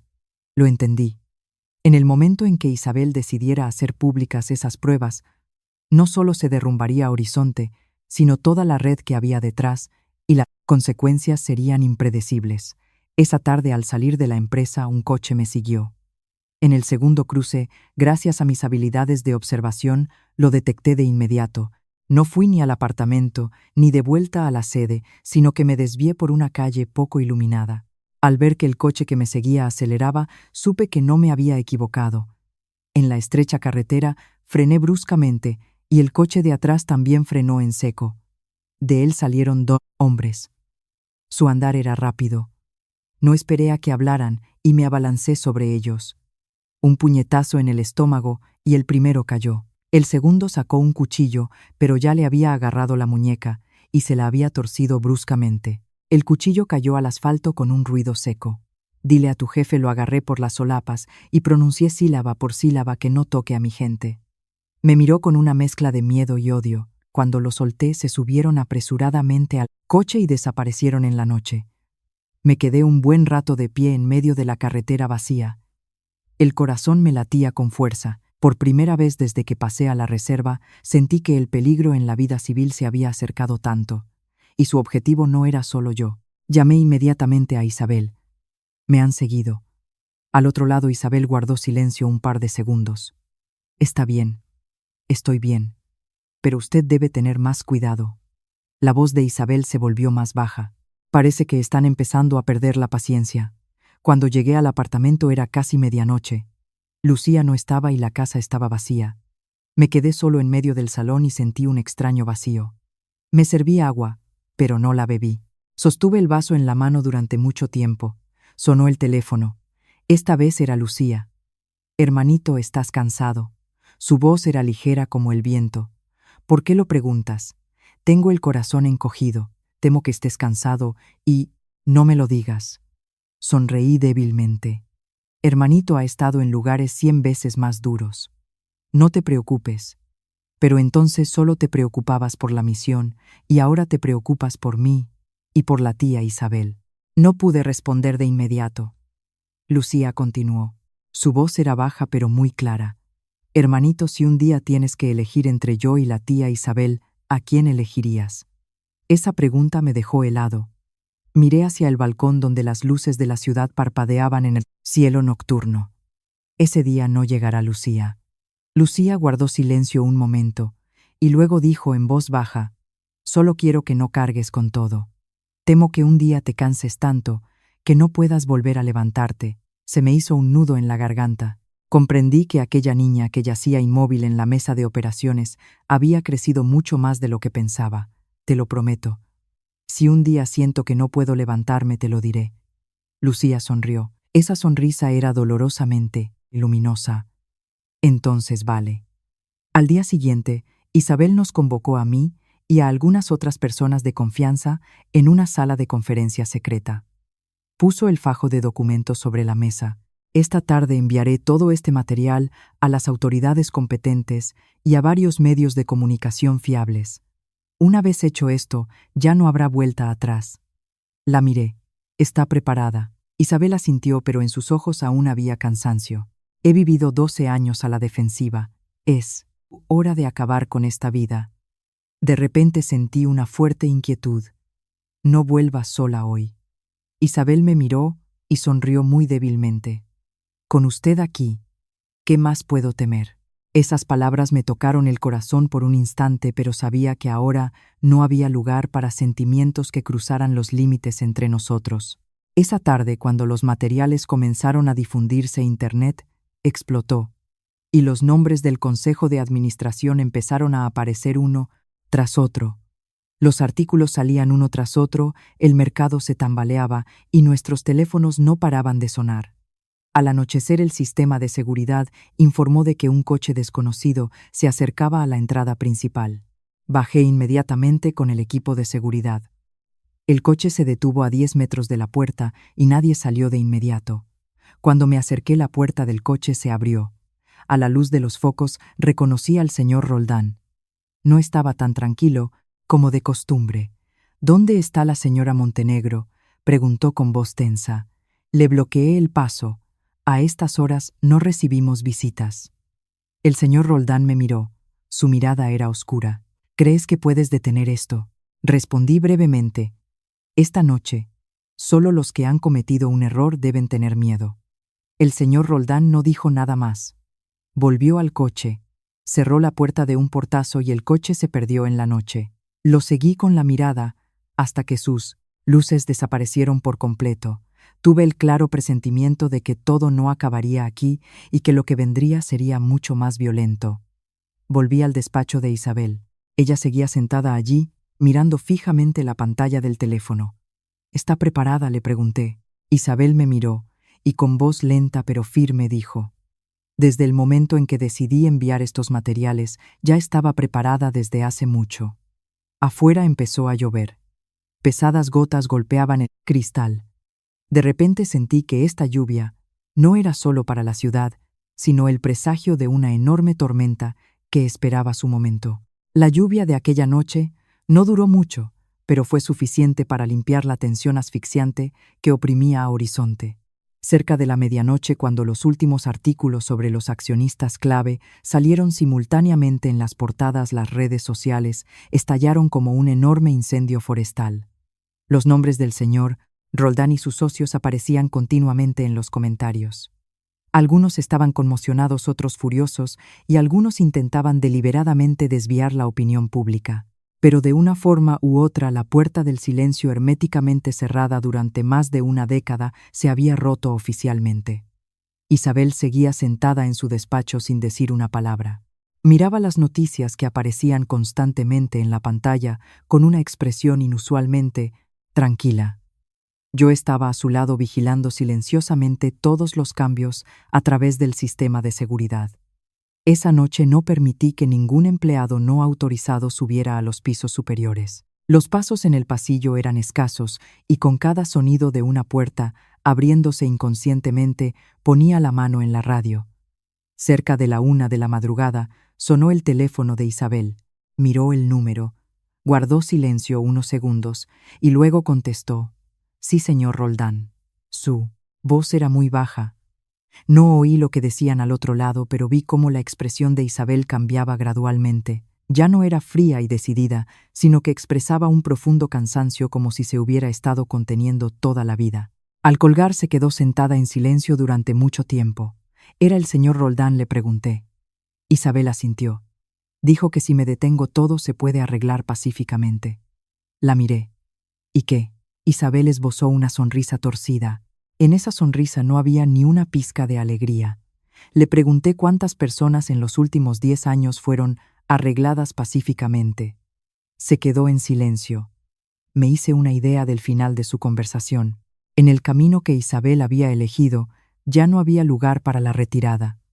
Y cuando una persona está dispuesta a todo para revelar la verdad, las negociaciones tardías son solo la última agonía de alguien acorralado. A las 3 de la madrugada, las Puento, autoridades competentes intervinieron oficialmente y congelaron temporalmente algunos documentos financieros de Horizonte para su investigación. La sede continuó funcionando con normalidad, pero la atmósfera había cambiado por completo. Estaba en el vestíbulo observando a la gente que entraba y salía. Todos estaban preocupados, en sus ojos se leía la inquietud. Algunos me miraban con curiosidad, otros me evitaban deliberadamente. Sabía que el nombre de Javier Torres ya no era el de un vigilante silencioso. Al amanecer, Isabel finalmente salió de la empresa y se dirigió al apartamento. En el coche se sentó en el asiento trasero, con los ojos cerrados, con una expresión de agotamiento extremo. Conduje muy lentamente. Las calles exteriores todavía estaban mojadas por la lluvia y la luz amarilla de las farolas se reflejaba en largas franjas en la bruma. Javier me llamó. Sí. Si un día ya no puedo ocupar este puesto, se arrepentirá de haberse puesto de mi lado. Sin mirarla por el retrovisor dije lentamente: el día que decidí ponerme de su lado no pensé ni en el cargo ni en el beneficio. Simplemente vi a una persona que estaba en el ojo del huracán y que no tenía a nadie que la apoyara de verdad. Isabel guardó un largo silencio. Cuando el coche se detuvo frente a la casa, dijo en voz baja: «Gracias». No respondí. Hay agradecimientos que, si se dicen en voz alta, hacen que los sentimientos ya desbordados pesen aún más. Ese mismo día el médico permitió que Lucía volviera a casa. Cuando abrí la puerta, estaba sentada en el sofá, abrazando un pequeño cojín esperando. «Hermanito, he vuelto». Me acerqué y le acaricié la cabeza. «Sí, has vuelto de verdad». Isabel estaba de pie detrás de mí. Lucía, al verla, brilló con los ojos. «Tía Isabel parece tan cansada». Isabel sonrió levemente y se sentó junto a Lucía. «Solo es que no he dormido esta noche». Lucía le cogió la mano. «Esta noche cene con nosotros. Quiero que comamos todos juntos». Me quedé helado por un momento. Isabel me miró un segundo y luego asintió apenas perceptiblemente. «Sí, vale». Aquella cena fue tan modesta que, comparada con los lujosos banquetes de Horizonte, apenas podía llamarse cena. Sopa de verduras, tortilla, un pequeño pescado frito. Eso fue todo, pero los tres comimos durante mucho tiempo, muy lentamente. Lucía, durante la cena, hablaba del médico, de los compañeros de habitación. Isabel escuchaba poniéndole comida a Lucía de vez en cuando. Ese gesto fue tan natural que hasta a mí me pareció extraño. Después de la cena, Lucía, diciendo que estaba cansada, se fue a su habitación. En el salón solo quedamos Isabel y yo. Durante un tiempo nadie habló. La luz amarilla iluminaba nuestras sombras sentadas una frente a la otra y parecíamos extraños que hubieran entrado por casualidad en un pequeño café. Javier habló. «Isabel, primero. Si todo termina y realmente pierdo mi poder en Horizonte, ¿qué hará usted?». La miré directamente a los ojos. «Seguiré haciendo mi trabajo, solo que no sé a dónde irá usted entonces». Isabel bajó la cabeza y sonrió débilmente. «Yo tampoco lo sé. Hace mucho que no pienso a dónde iría si no tuviera la empresa». Esas palabras me helaron el corazón. Isabel había apostado toda su vida por Horizonte, tanto que ni siquiera podía imaginar otro camino. «Viva una vez para usted misma», dije lentamente. «Ya ha vivido suficiente para la empresa». Isabel no respondió. Se levantó y salió al balcón. La miré de espaldas y de repente sentí una soledad muy clara. Una persona puede estar en la cima, poseer miles de millones, pero en momentos como este puede ser la más solitaria del mundo. Sonó mi teléfono. El equipo de seguridad. «Jefe Torres, mañana por la mañana, la señora Isabel Montenegro recibirá una citación para declarar». Apreté el teléfono con fuerza. «Entendido». Me giré hacia Isabel. Parecía que ella también lo había oído. «Estoy preparada», dijo con voz tranquila. Esa noche Isabel no se fue, se quedó en nuestro apartamento. Me quedé sentado en el salón hasta el amanecer sin poder dormir. En algunos momentos me preguntaba si había hecho lo correcto al entrar tan profundamente en el mundo de Isabel, pero enseguida recordaba las lágrimas de Isabel en el hospital junto a Lucía y su mirada cansada pero inquebrantable. Sabía que aunque pudiera volver atrás, no lo haría. A la mañana siguiente, cuando apenas amanecía, Isabel salió de la habitación con su habitual traje de chaqueta. Estaba de pie frente al espejo abrochándose los botones y, como siempre, mantenía la espalda recta. «Javier, lléveme», asentí. El coche salió del patio bajo los rayos del sol de la mañana. No sabía qué nos esperaba en esa declaración. Solo sabía que a partir de ese momento el destino de Isabel, el destino de Horizonte y mi propio destino estaban tan fuertemente ligados por un hilo invisible que ya no se podían desentrañar. Y a nuestras espaldas, detrás del cristal, Lucía miraba el coche que se alejaba. Se llevó la mano al pecho y, como una oración, susurró muy bajo: «Por favor, volved». Y sabía que la ola más grande de esta historia, el momento en que la verdad y su precio se volverían más claros que nunca, estaba aún por llegar. Aquella mañana la ciudad estaba bañada por una pálida luz solar y desde la sierra soplaba un viento penetrante. Conduje en silencio y lentamente. Isabel estaba sentada a mi lado mirando al frente. Su rostro estaba tan tranquilo que causaba aún más inquietud. El coche se detuvo frente al edificio de la Audiencia Nacional. Isabel abrió la puerta ella misma y salió. Antes de entrar, se giró hacia mí. «Espere, estaré aquí». Asintió y entró. La puerta de cristal se cerró separándonos con una fría y transparente barrera. Me quedé en el coche agarrando el volante inconscientemente. Esta espera era mucho más pesada que cuando esperé a Lucía fuera del quirófano. Al menos entonces la vida y la muerte se podían nombrar, pero ahora, sobre la cabeza de Isabel, pendían el honor, la carrera y fuerzas invisibles e impredecibles. Aproximadamente 1 hora después sonó mi teléfono. Lucía. Hermanito, la tía Isabel ha ido a declarar. Sí. Probablemente sea para largo. Lucía guardó silencio un momento y luego preguntó: hermanito, ¿estás con ella? Sí, esperando fuera. Entonces come algo. La última vez te vi muy delgado. Sonreí débilmente. Hermanito, es militar, estoy bien, no te preocupes. Pero después de la llamada mi corazón se sintió aún más pesado. La hermana que había estado a un pelo de la muerte ahora se preocupaba por mí. El destino realmente fluye por caminos impredecibles. Cerca del mediodía salió Isabel. Su rostro estaba más pálido de lo habitual. Tenía los labios secos, pero la espalda seguía recta. Salí inmediatamente del coche. ¿Cómo ha ido? Isabel no respondió de inmediato. Se sentó lentamente en el coche. Solo al acomodarse en el asiento del pasajero dijo en voz baja: durante la declaración han exigido que suspenda temporalmente mi gestión directa de algunos departamentos, pero no me han detenido. Suspiré con gran alivio. Eso ya es bueno. Isabel echó la cabeza hacia atrás y cerró los ojos. Quizás no sea tan bueno. Javier, esto es solo el principio. El coche arrancó y no pregunté más. Hay cosas que no cambian por mucho que se pregunte por ellas. Ahora lo que más me preocupaba era que Isabel estaba muy agotada, tanto física como moralmente. Cuando llegamos al apartamento, Lucía estaba sentada a la mesa. Delante de ella había un plato de sopa fría. Al vernos entrar se levantó de un salto. Tía Isabel. Isabel, con una rara y tierna sonrisa, se acercó y cogió a Lucía de la mano. Tía, ¿estás bien? Lucía le examinó el rostro detenidamente y suspiró aliviada. Aquel almuerzo lo comimos en silencio. Nadie mencionó la declaración de la mañana, pero todos sabíamos que lo que estaba pasando fuera aún no había terminado. Después de comer, llevé a Lucía al hospital para una revisión de rutina. Isabel se quedó en el apartamento. De camino Lucía se giró y me preguntó: hermanito, si la tía Isabel ya no trabaja en la empresa, ¿se vendrá a vivir aquí? Me quedé helado por un momento. No lo sé. Lucía pareció triste. Me da miedo que entonces se sienta muy sola. Las ingenuas palabras de una niña acertaron de pleno en mi propia preocupación. Yo también lo temía. Temía que si Isabel, acostumbrada a estar en la cima y en el ojo del huracán, era apartada, no tendría a nadie en quien apoyarse.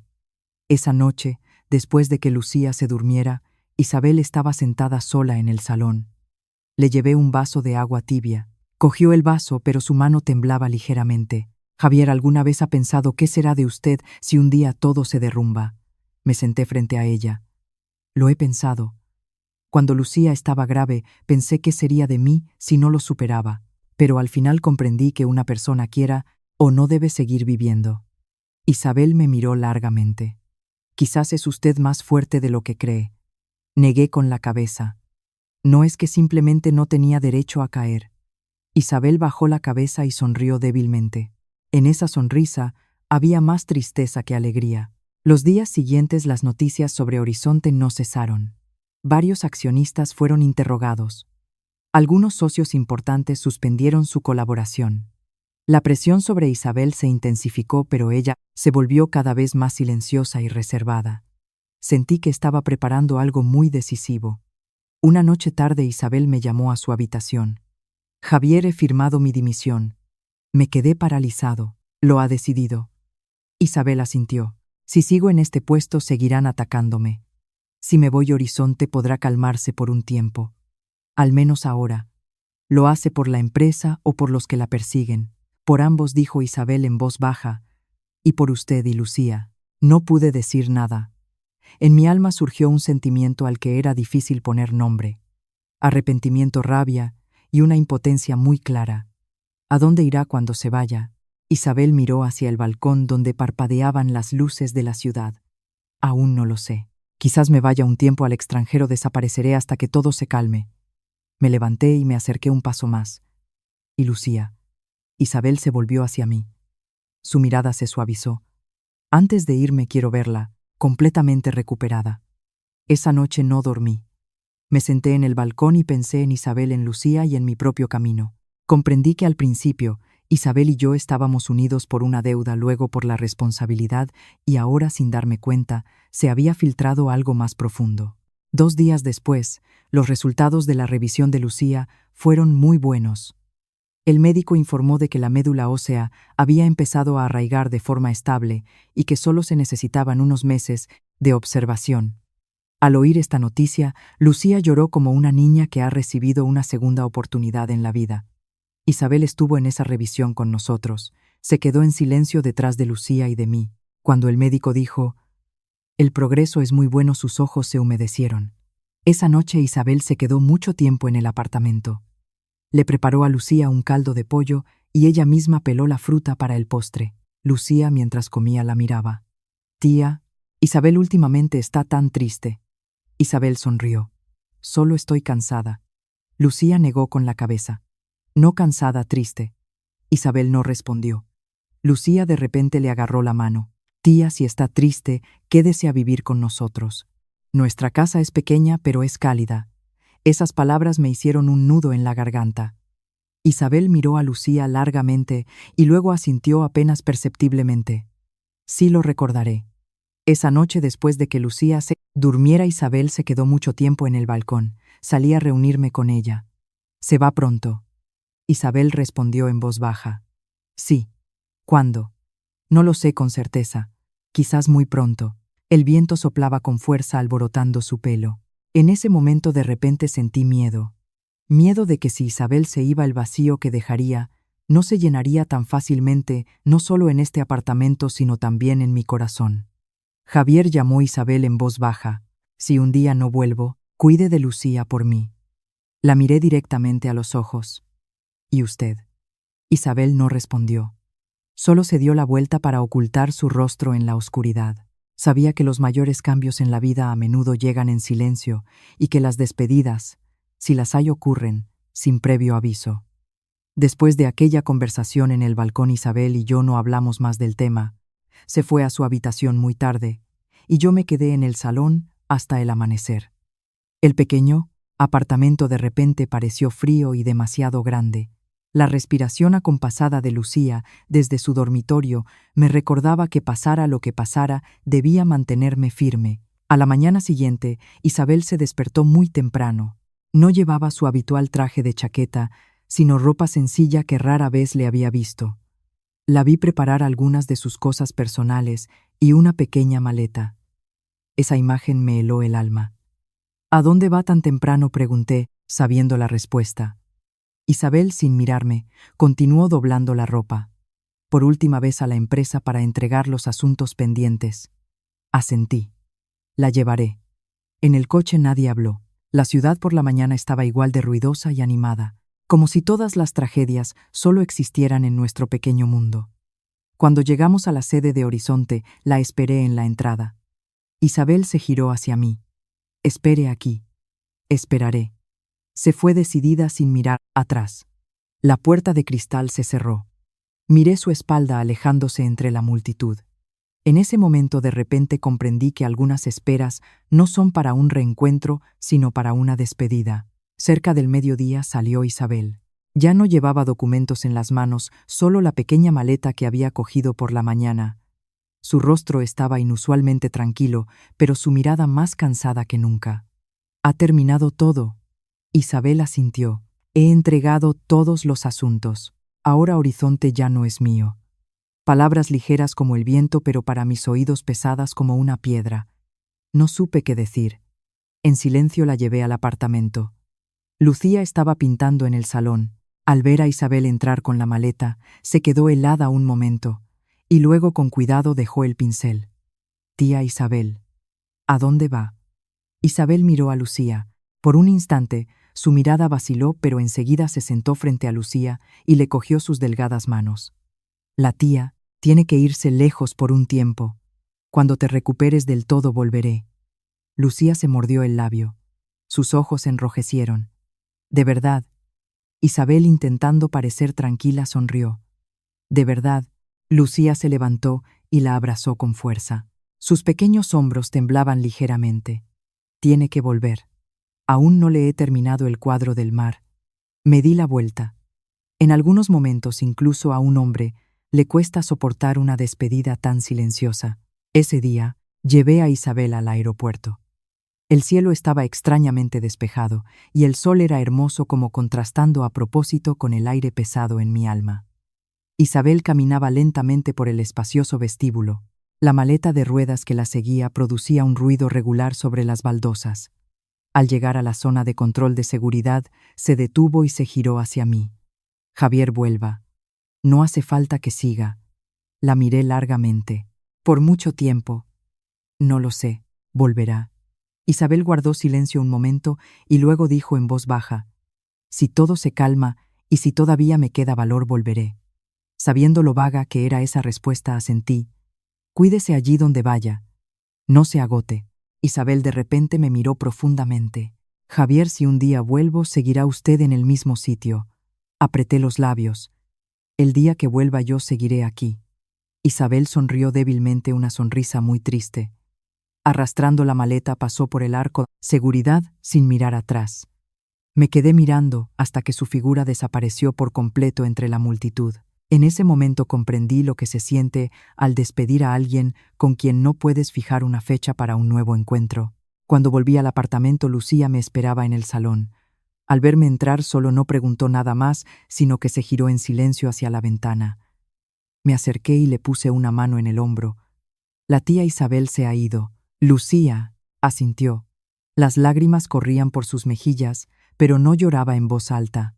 ¿Por qué la gente buena tiene que irse lejos, hermanito? No supe qué responder. Solo dije que probablemente porque habían pasado por demasiadas tormentas. Los días siguientes, el apartamento estuvo vacío. Ya no se oía el taconeo de Isabel, que resonaba cada día después de comer. No estaba su figura de pie en el balcón mirando la ciudad. Lucía seguía caminando con diligencia, comía y trataba de vivir como una persona sana. Pero sabía que en su alma había un lugar vacío que solo Isabel podía llenar. Horizonte, después de la enorme ola que había pasado, se estabilizó gradualmente. Se formó una nueva dirección. Los accionistas implicados en las maquinaciones fueron llevados ante la justicia uno por uno, y la prensa fue cambiando gradualmente su atención a otros temas. El mundo exterior no se detuvo porque una persona se hubiera ido. Solo en mi alma, algo se detuvo en silencio. Una tarde, al volver del trabajo, Lucía me esperaba con una hoja de papel en las manos. Hermanito, lo he terminado. La cogí y vi aquel cuadro del mar del que hablaba Lucía, un mar azul, un cielo amplio y dos figuras de pie una al lado de la otra mirando el mar. Es muy bonito, dije. Lucía señaló una figura. Esa es la tía Isabel. Y señaló la otra. Y ese eres tú, hermanito. No pude decir nada durante mucho tiempo. Lucía preguntó en voz baja: cuando vuelva la tía Isabel, ¿me llevarás a verla? Claro. Lucía sonrió y de repente apoyó la cabeza en mi hombro. En ese momento comprendí que ahora no solo vivía para mí, vivía para Lucía y para una promesa de cumplimiento incierto. Esa noche salí solo al balcón. El viento soplaba suavemente y la ciudad seguía igual de brillante y ruidosa.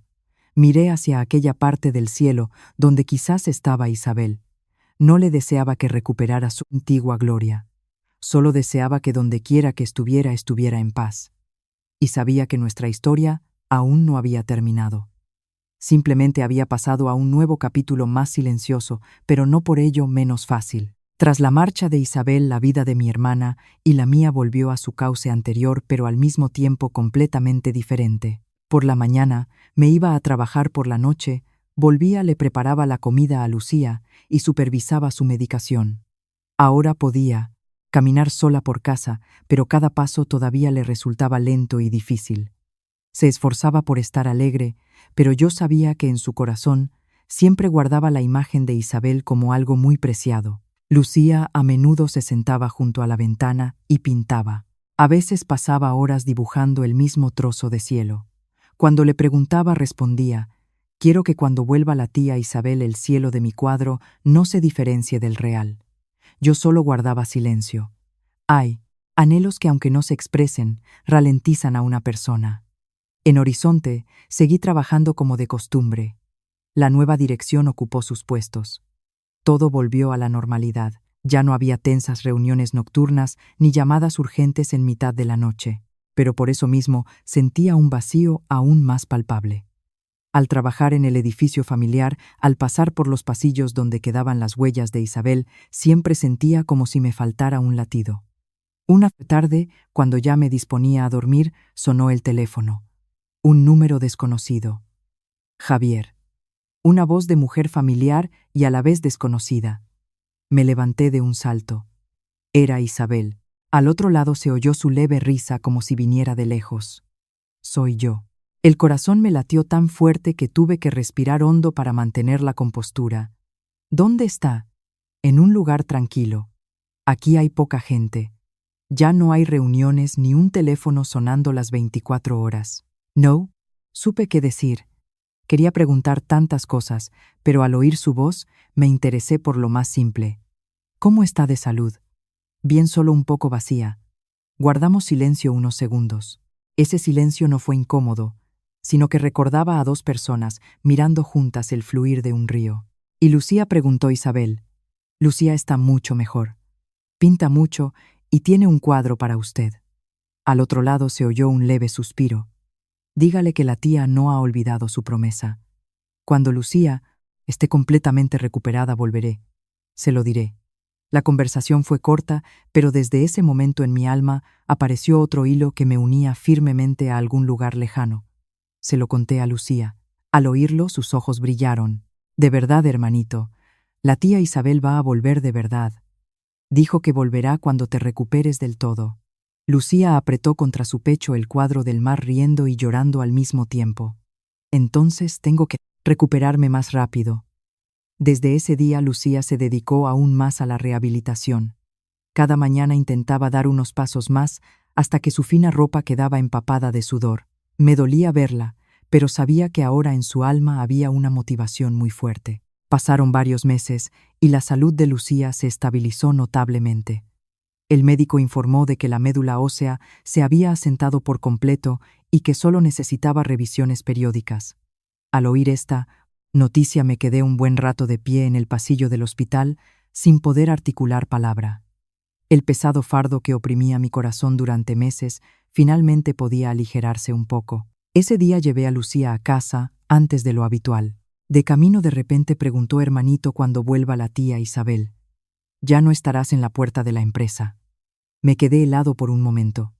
Probablemente seguiré trabajando en seguridad, pero ya no como antes. Y usted y la tía iréis a algún sitio juntos.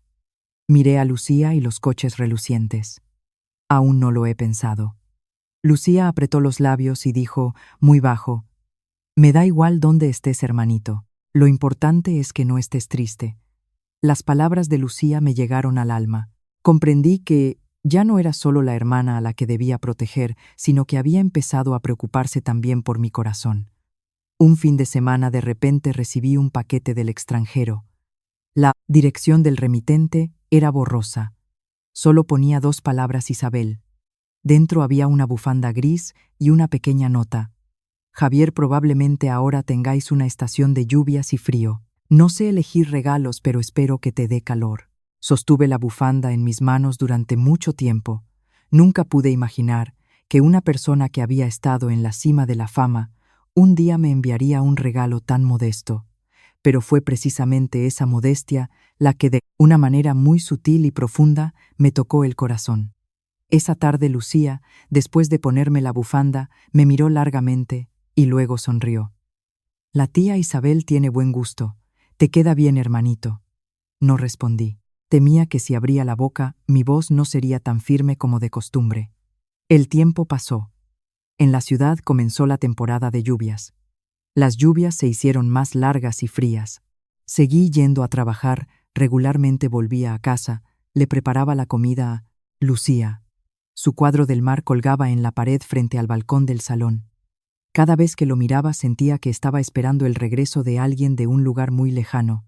Una noche, mientras limpiaba la cocina, sonó el teléfono. De nuevo Isabel. Javier, he vuelto. Me quedé paralizado. ¿Cuándo? Mañana por la mañana. Apreté el teléfono con fuerza. El corazón me latió tan rápido que tuve que apoyarme en la pared. Lucía aún no lo sabe. No me gustaría que se lo dijera a usted. Me reí, pero me picaron los ojos. Se alegrará mucho. Al otro lado Isabel guardó silencio unos segundos y luego dijo, en voz baja: Javier, no sé si todo será como antes cuando vuelva. Exactamente como antes nada será, respondí. Pero hay cosas que no desaparecen por haber estado lejos. Isabel no dijo nada más, solo deseó buenas noches. Esa noche apenas dormí. Miré a Lucía durmiendo plácidamente en su cama. Bajo la luz amarilla de la lámpara su rostro había recuperado el color, parecía sana. Me quedé en el balcón hasta el amanecer esperando que llegara el día y esperando algo a lo que me resultaba difícil poner nombre en mi alma. A la mañana siguiente le dije a Lucía que Isabel volvía. No lo creyó de inmediato. Solo cuando le puse a escuchar la grabación de la voz de Isabel se rió y lloró como una niña. Hermanito, la tía ha vuelto de verdad. Le voy a regalar el cuadro. Miré a Lucía y en mi alma crecía una pesada expectación. Y sabía que el encuentro que se avecinaba no era solo el de dos personas que habían estado lejos la una de la otra, sino un encuentro con viejas heridas, con sentimientos aún sin nombrar y con una época que había terminado en silencio. Si has recorrido conmigo todo el camino de esta historia lleno de lágrimas y esperanzas de pérdidas y renacimientos, recuerda que en la vida hay lazos que no desaparecen. Simplemente después de un largo viaje vuelven a su lugar en el momento adecuado. Entre la fama y la modestia, entre el pasado y el presente, lo que hace que una persona permanezca al lado de otra no es el dinero ni la posición, sino la gratitud, el aprecio y la bondad sincera que se conservan hasta el final. Vive de tal manera que al mirar atrás no te avergüences de haber traicionado un favor que una vez te hicieron, no te arrepientas de haberle dado la espalda a una persona que te valoró sinceramente. Si esta historia ha tocado tu corazón, suscríbete a nuestro canal y activa las notificaciones para estar cada día con historias humanas llenas de valor vital. Comparte esta historia con tus seres queridos. Quizás ellos también necesiten una pequeña fe para seguir adelante. Una lección que se puede aplicar en la vida: valora a quienes se sacrificaron por ti. No olvides la bondad por la fama. Cuando puedas amar, ama con todo tu corazón. Cuando puedas devolver un favor, no esperes a que sea demasiado tarde. Gracias por escuchar y por estar aquí. Que vuestros corazones estén llenos de paz y abundancia, y que en un mundo cambiante siempre conservéis un trocito de buen corazón.